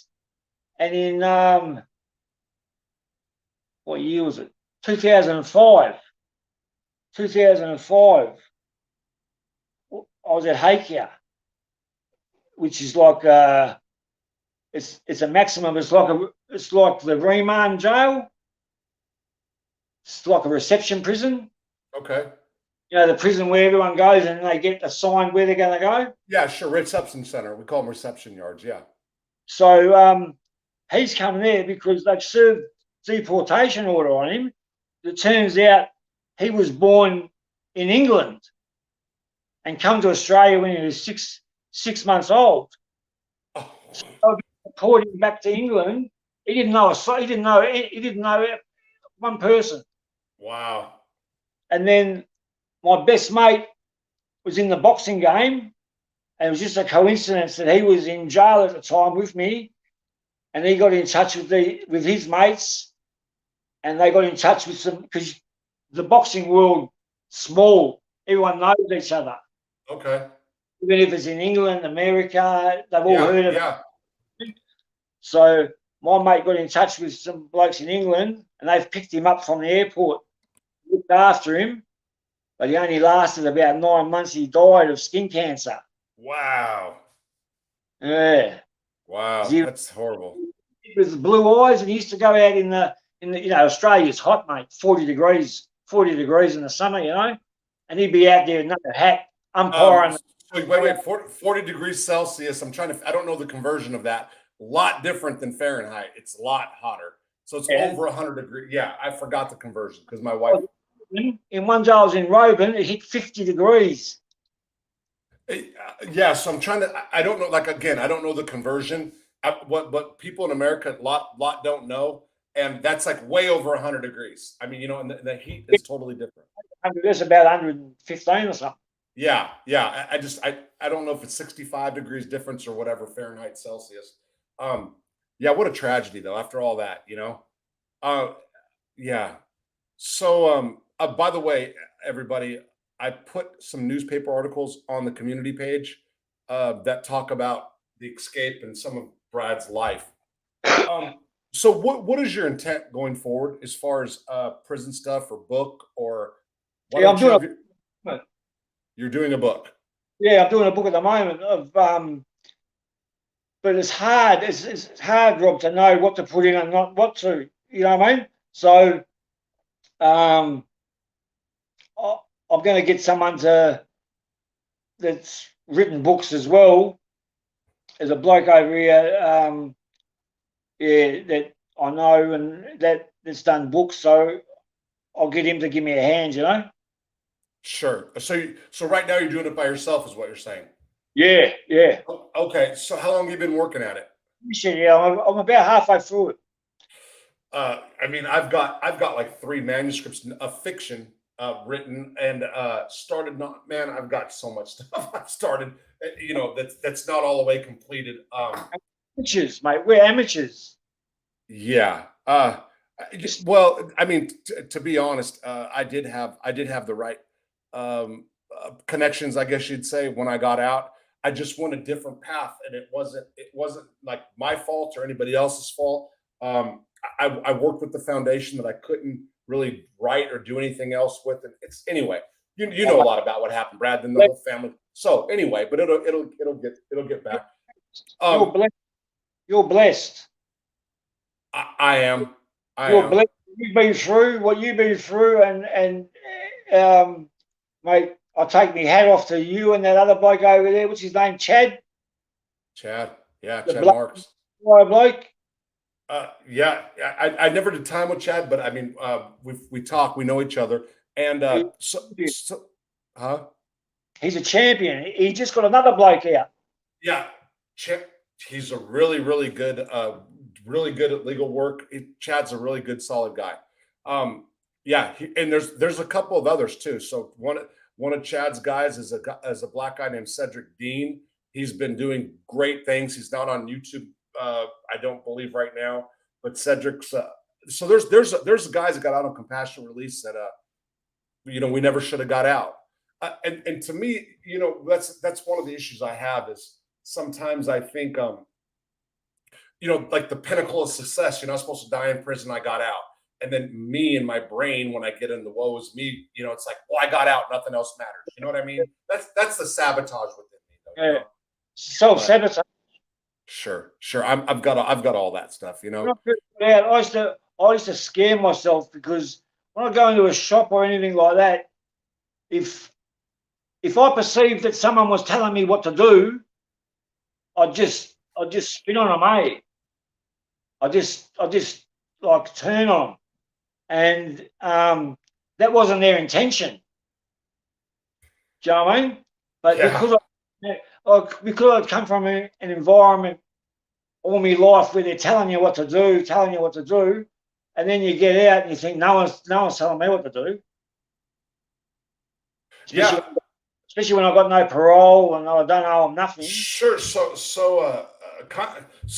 I fully understand what you're saying. In my case, it was a really close friend that people did have my best interests at heart and also their interests too. And it's just I was shot out. I was kind of in a I mean, I believed I was going to get out someday, but I was just spit out like all of a sudden, and then it was like reality. Same. I didn't have no reason. I got out for maximum. I didn't do any courses, nothing. Oh, so good segue. So your prison system, is there rehabilitation involved, or is it all BS or what? It's all just window dressing, mate. All just bullshit. All just to make them look good, so they can, you know what I mean? Look what we do, but it's all just window dressing, my friend. Yeah, nothing with substance, right? Sorry? Nothing with substance, nothing that's meaningful. Yeah. Yeah, wow. So I mean, it's prison all over. It's just time and time again. Rob, as you know, they've made it into an industry. They've made it into an industry, my friend. It's the same in America. The people that supply these programs and that, they're all private now. You know what I mean? So they have to have the people. They have to have the people coming to jail. It's an industry. People haven't got work. Think about the amount of people that'll be out of work if the prison's closed. Oh, I mean, there's entire communities built on prison system, built on prisons in that area. So and we got these all over with the federal system, Big Sandy, Yazoo, all over. It's all about economics. Or just warehousing. Yeah, and meanwhile, that doesn't really do society any benefit. You know, With you, though, Trump, everyone thought he was an evil bastard, and he's the one that got you out. And Obama, mate, Obama was supposed to be the big hope, and he done nothing. oh, what a disappointment there. Yeah, he let out 1,700 on commutation, but man, what a disappointment as far as criminal justice. And what people don't understand about Obama is he had a Republican Senate that would have worked with him. Yeah. The most hardcore Republicans, which was Grassley at the time, they were willing to work. He just had to bend slightly, and he could have done so much. Just what a waste as far as criminal justice reform. And right now, go ahead. What's going on over there? The Pelosi husband just got a. I saw that on the news. So I guess the guy was coming after Nancy, and the husband got attacked. The guy hit him with the hammer in the head. I mean, just there's a few people that have come after her. Say that again. There's a few people that have come after her. Oh yeah, I mean she's evil. I don't care. Pelosi's an evil bitch. I don't care what anybody says. I don't like that Cheney either. That Cheney, she's a bitch too. Oh man, Trump. Listen, he's basically anti-government. He had a lot of the right ideas. The problem is hell, I've got the same problem Trump does. It's his mouth. He takes on he takes on too many battles. I hope he gets in again, Rob. I don't think so. Look, who knows? Who knows? Yeah. If he got in, mate, if he got in again, that Ukraine war would be finished. He makes friends with the Russians. You're better off being friends with the Russians, because then if America and the Russians are talking, keeps China in check. Now that this Biden and Putin hate each other, this China's playing up. They're thinking, oh, now we can do anything we want. You know what I mean? Brad, I don't think, and you're closer to China than we are. I don't think anybody can stop the rise of China now. It's too late. I just don't believe it. Especially when you got a population or people as I don't want, I guess the word subservient. They're totally different. I mean, they're exactly, they're different. Yeah, they are. Real quick, what's the racial or the ethnic makeup in Australia right now as far as demographics? People, mate, the Australians, the true blue Australians, are losing the race, mate. We're getting overtaken by Indians and Chinese. Chinese too, right? Oh yeah, everywhere. You can walk down the street here in Sydney and not see a white face for 500 meters. So, whites stop breeding over there too. Mate, it's just like they sold the country. You know what I mean? Yeah. No, and again, so the birth rate. So a lot of Caucasians stopped having children as much. And so many Indians here, mate. Like from India, right? Yeah. Yeah. They just keep coming. They keep coming. And they all live in the one house, about 40 of them. They all put their money together. And mate, over there it's a different world. Australians can't keep up with it because they haven't got that sort of ethic. They haven't, you know what I mean? These people will get in the house, 40 of them, and will sacrifice everything and end up being millionaires. Yeah. So they're taking over jobs and stuff there too, as well. Everything, mate. They're taking over everything. Every bloody service station, petrol station, all Indians. Yeah. All the 11s, all the Indians own them. Yeah. So it's Chinese. It's. I thought it was Japanese predominantly over there. It's Chinese now. The Chinese, mate, you won't believe this. Our government let the Chinese have control of a port in the city of Darwin. Why? Fuck do I know? Okay, so but no, I remember hearing something about that, but there was a reason. But look, instead of going in by force, China went in everywhere, and they said they built. They got all sanctions against us with trade and everything. They're punching us, but we let them have a fucking port. I don't get it. I don't understand it. Brad, I remember the reason. I just forgot what happened there, and I remember when it first started. But China's owns a lot of Africa now, So I was looking at some of the mines. They didn't go in by force like the Europeans. They're going after the mine, all the stuff that goes into batteries. That's right. I Cobalt. forgot Cobalt. Cobalt. That's it. That's what I just saw the report on today. Yeah. And so there's like 14 cobalt mines in one area, and China owns 9 of them. Chinese run it. The Chinese run it. And when they go put roads and bridges in, they put like Chinese people in that area to run stuff.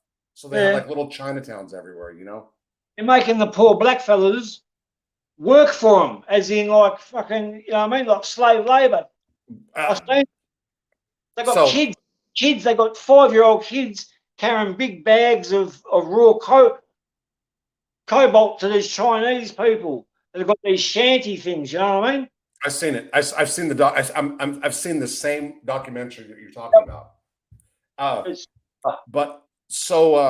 But nobody's going to say much about it because they didn't go in by force and enslave, so to speak, and that's the difference. It's economic slavery. So they got it to where they know the countries that they're in, and that's just not in Africa or continents, whatever countries really. They know that they'll never be able to afford to pay it, and they'll just take over. China's a beast, and so United States. Let's say we have a 250-year run of super whatever. That's dying, and China's going to go for like 1,000 years. I really believe that. I really believe their empire is going to be long. They're going to go a long way. I do. Mate, they're all atheists too. Yeah, because religion, arguably, religion causes that much trouble. Yeah, arguably. Yeah, I mean they haven't got it there in China. Well, they do, but they snuff it out pretty quick. Exactly. Yeah. I see these countries, these minorities that come over here. They do big protests here in the street, and they may try and get into our politics and everything here. And mate, I'm thinking, if we went to their country and we tried to do a protest in their streets, we'd be locked up. They'd lock us all up and shoot us. Yeah. But we let them do it. But we let them do it here because of I don't know. We're all nice people, I suppose. No, it's political correctness. It's gone too far, Rob. Gone too far. No. It's everywhere, but it's political correctness, and the Chinese are also getting back on the opium war with fentanyl. That whole opium war that the English put on them. They strung out their. Yeah, they're it's straight get back over here. Everyone thinks the Chinese started opium. No, it was the Poms sold it to them. What's that? The English sold the opium to the fucking Chinese. Oh no! They kept their population down with the opium. Yeah, absolutely. Now they're getting back and letting it come to America because we're fucked up over here. On the fentanyl. Bad. What about over there? Same, buddy. The ice is the big one here. You got Hispanics, Mexicans over there? The ice is the big one. Yeah, no, but is there Hispanics over there, like from Mexico, or no? Not many, if any. Okay, yeah, because they're like the main producers of that over here now. So ice, so drugs in Australia. Back in 2012, I knew that in Brisbane area, the girl that I knew it said cocaine was $500 to $600 a gram. Yeah, it's about that. It's probably a little bit more now. Wow, that's crazy. Kilo goes for kilo ice goes for about 180 grand. What? Yeah. Over there now, right now? Yeah. Um, Yeah. oh my God. I was gonna say something real stupid right now, but I mean not to you, just in general. But yeah, wow, And the wow. cocaine, and I think the cocaine is about 200. So heroin was a big thing over there for years, right? There's a lot of heroin in that area. Yeah. Or because of Thailand or what? Sorry? Because of Thailand? Because I mean, why was there so Yeah. Yep. Because Thailand was so close and they had that Kunsa up there in the Golden Triangle for years. Mate, they were pushing it here. And then the Italians got into it. The Italians were into it big with the Ndragado, I think it's called. User in America, user got mainly the Cosa Nostra. Over right? here, we got the blokes from Naples. Okay. I didn't know. I'm not familiar. I didn't know. Well, you're in jail with the Cosa Nostra bloke. Sure, sure. Yeah, no, sure. So yeah, the Italian mafia, so to speak. Yeah. So but they're from different areas, the ones over there. Well, plenty of Joey Testers over here too, mate. Plenty of Yeah, Joey Testers in jail over here. right. They're the best, mate. I could just imagine what he was doing to you. And at Joey, the same time, he's there with the screws, left hand dropping you. Joey Testa, is that what you're talking about, right? Yeah, yeah. Yeah, man. Joey Testa. So there's some guy. I see some people saying some stuff. What around China? Oh, they're talking about China. Called the Golden Triangle. Blah blah blah. Okay, I see. Chai hooker. On the restaurants. One the hell. The heroin comes from Afghanistan and that, you know. Right. So he's saying somebody's fistful of Trumpism. Ask him about guns. What about guns in Australia? The guns, mate. You know, for a handgun, for a clean handgun, fuck, 15 grand. What? Yeah, 15 grand $15,000 for a clean handgun? for a clean one. Yeah. Hey, who Yeah. can swim? People need to start learning how to swim. Just start sailing, swim. There should be. when you said that about ice, I was going to say, who's going to learn how to sail? But I didn't want to like people to take it literally, you know. Yeah. So I got caught with a machine gun here. a machine gun. What? I got caught with a machine gun, but they that's there in the thing. It's I got $1,000 fine for it. No, but I get. I think I got 9 months for it. So, do you have mandatory minimums over there or not? Yeah, in some cases. Okay, because mandatory minimum for machine guns or silencers, bulletproof vest. I don't know what they are now, but I think they're up to 30 years at one point. Minimum sentence. You know. Yeah, I got caught years ago, back in the early '90s. So it was a lot more. It was a lot more better then, you know. Right. It's now, Rob, they've worked out they got a policy and a protocol for everything. Right. Do you know what I mean? Yeah, I do. Ask about Australia giving up their guns. Ask about Australians giving up their guns. That was the buyback program, right? Yeah. There was a big shoot. There was a shooting down in Tasmania. This mental case went to a old convict. It was like a tourist attraction there, and cut loose with an AR-15, killed about 30 people. Really? Yeah, and then we had the Conservative government in at the time, and to make a name for himself, because he had all the public support behind him. You know what I mean? Right. So somebody said Indians. They call Aborigines Indians. No, he's talking about Indians from India are all over there. What about the Aborigines over there? Oh, mate, they get a rough deal. They get a rough deal here. It's their own country, and mate, they get treated bad, eh?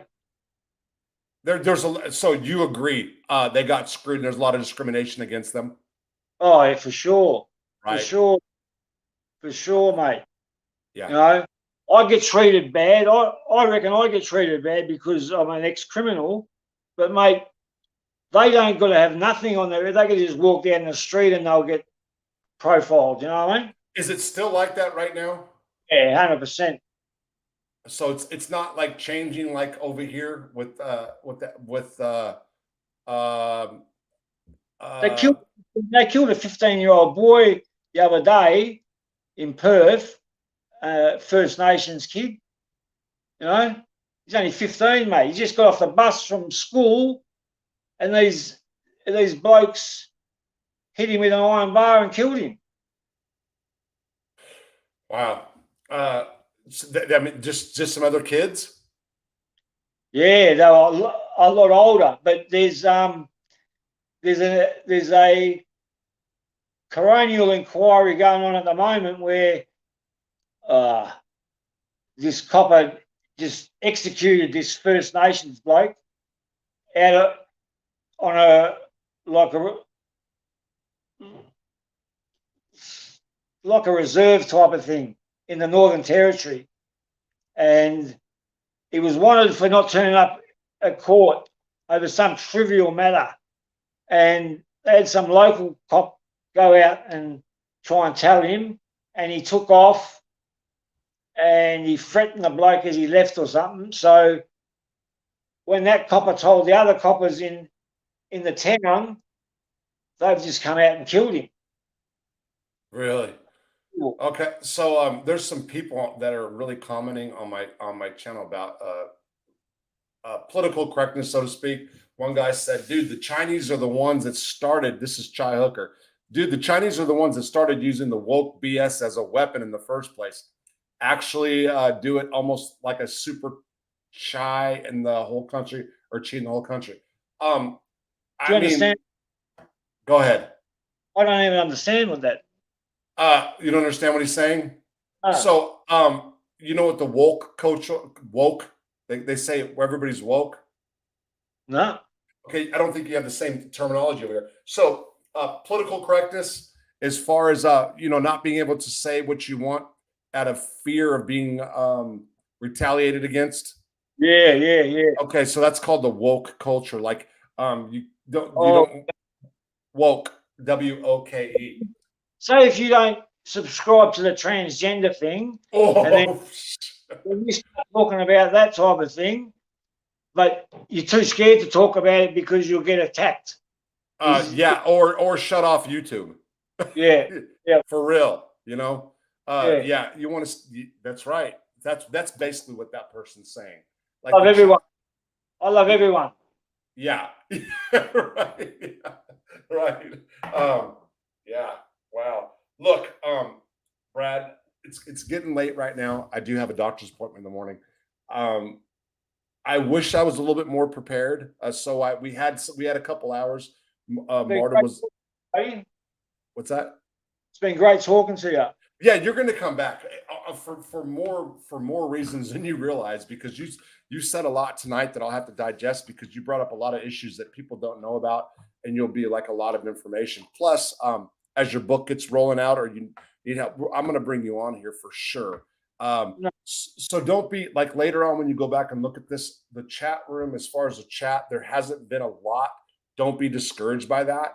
That's basically, there's a few reasons for that. One of them is because I haven't been on, right? It's late Sunday night. And my channel right now is not balanced. And it's because I haven't done enough videos, because I've been caught in the mob tube bullshit. So I know what's going. I mean, I know, and I just want you not to, like, think that it's like you. It's not about you. It's just about the whole thing. However, we've had a solid 40 to 60, whatever. That's like, I actually, that's about what I expected, was about 50 or so, because again, I've Even got Rob, they don't even know me over there. It's America. He's got 100 million people. Yeah, no. But I'm saying this is a lot about Brad. You've been following me for a while. You know the deal. You know all Yeah, my personal issues and all that stuff. yeah, for So sure. this is a lot of it. Like I said, it's the prison people that were really interested in the prison stuff. A lot of them dropped off. So I can see the analytics. I know how to read them now. Um, Yeah. I'm not. I'm going to keep being me and do my channel how I know the rights and wrongs, but that's what a lot of the people now are really into the mob stuff, So I'm off balance. I'm really getting ready to come out with the criminal. Well, you'll see. I don't want to. I overpromise too much, so we'll get it together. I want to say this. I'm Go ahead. always a big supporter of yours, buddy. I know you are, and I appreciate your support, Brad, for real. You will be back. I want you. I mean, as long as you'll come back. I want to thank everybody. I can't read all the chats tonight. Mickey Scars, I'm going to address you probably the next time I come on. I want to say a few things. What a great bloke Mickey Scars is, mate. Say that You again. know, he's learned his lesson. He doesn't try and make excuses. You know what I mean? Okay, so okay. So real quick, Brad, you're one of the people that actually said that they talked about me last night or today, right? Or something. Yeah. He did a show a couple of days ago, and he had a few guests on, and one of the guests brought your name up, and they give you big raps. You know what I mean? Oh, okay. So no. So I wanted to, so I didn't. You said that, and somebody else. I haven't watched. Somebody that knows somebody, the host of the show. I asked about him. Yeah. So Go check it out. I'm going to. And again, so I do know that he was up in the Gambino family. High up there. Yeah, he was under Junior. Oh, he was. Okay. And then he turned right. Yeah. He's not. He doesn't make up excuses for it. Is that what you and somebody else have told me? Well, listen, I've got no time for cooperators and all that sort of thing. But with this bloke here, he's a different. He doesn't justify. He knows what he did was a dog act, and he punishes himself for it every day, mate. You can see. Well, look, and I've long said so. I don't. And he regrets it. He regrets it. Okay. I'm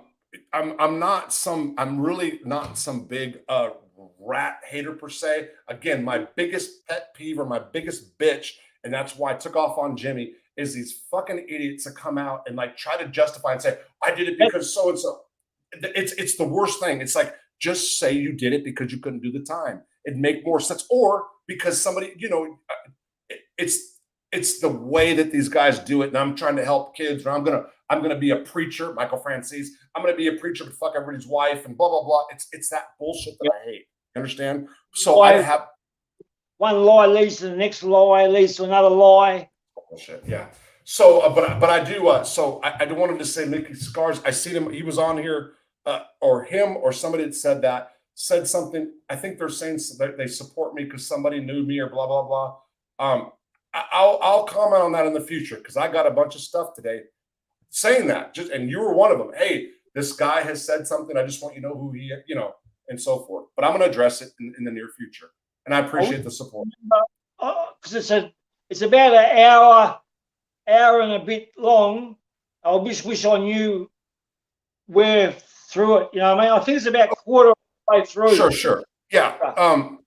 Again, I just also on YouTube if I don't know how to use it right, but they'll say like, who said what about you at what time, blah blah blah. I used to pay attention more.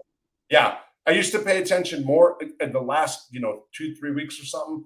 Again, I mean, well, I say everything how it is. I talk too much, but I say like exactly who I've watched and who I haven't. You're honest, and that's why I support you, because you're straight out and you're honest. You don't fucking try to hide anything. You don't try and lie about nothing. No. You know what I mean? No. And, we've all been, mate. we can pick them a mile off. Yeah, right. Right? Because that's how we had to survive. Exactly. And Exactly.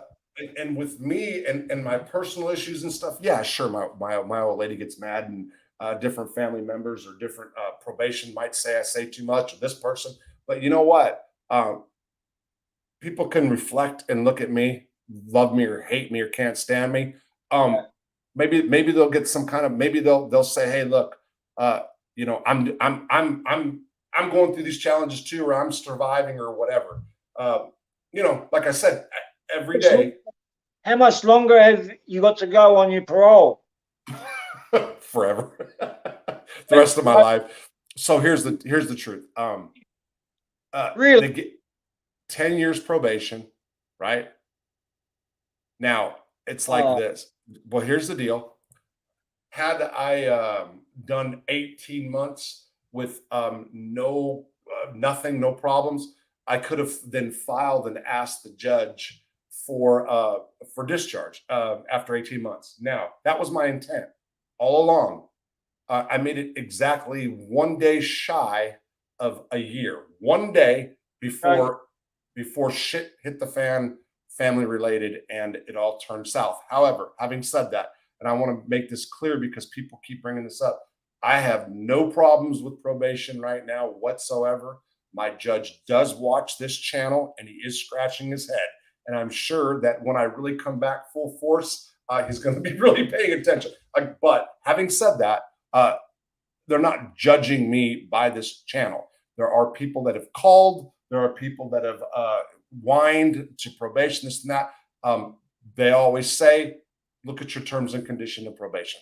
And I follow that. You understand? So, they were making me that angry, that FBS fucking clown, and mate, when they were talking about trying to get you violent, and that Jimmy dog, you know what I mean? Oh, mate, it was making me mad, because I was thinking, don't mess around with the bloke's life. yeah. So, I mean, that's one thing. People's freedom, but I wouldn't even, like, those thoughts wouldn't even come in my head. You understand? It's like, even no matter how much I hated somebody, that's like, it's a different kind of thing. It's a different kind of level. You know what I mean? Well, and you, all about. You can see what that Jimmy's all about. He's just a rat. He's just an absolute skunk. You know what I mean? And you mentioned something about FBS. He's said that I need to go back for life the other day. Oh my I needed God. it. Can you? Because why? No. I mean, think about that. Like, I would never wish that upon that guy. You understand me? Like, even right to this day, I would never say, man, because you're a fucking idiot on YouTube or you do this, I wish you'd go back to prison for life. You're the kind of person. They offered me 2 years to snitch. 2. And I said no. And I took it on the chin. And they want me to go to prison. And it's whatever. Anyway. Yeah. I'd love to be locked in a room with that bloke for about 5 minutes. Yeah. Anyway, so listen, I'm gonna go ahead and get off now. We'll talk soon. Tomorrow, just so everybody else knows, I was going to shoot 2 videos in the cemetery and then the church day. I'm gonna do that in the morning before. Happy Halloween. Yeah, thank you. I appreciate it. And everybody out there, happy Halloween. My birthday's the day after. I'll see you guys on November the 1st. November the 1st. Yeah. Mate, give my best to Marta, and we'll talk soon, Rob. Okay, and thank you once again for being on. By the way, community pages, there's articles about Bradley and the escapes, and I put a bunch of them up. So thanks again for being here, and you guys, appreciate all the comments, and I'll go back and read them probably tomorrow. Good night. Bye, Brad. See you, buddy.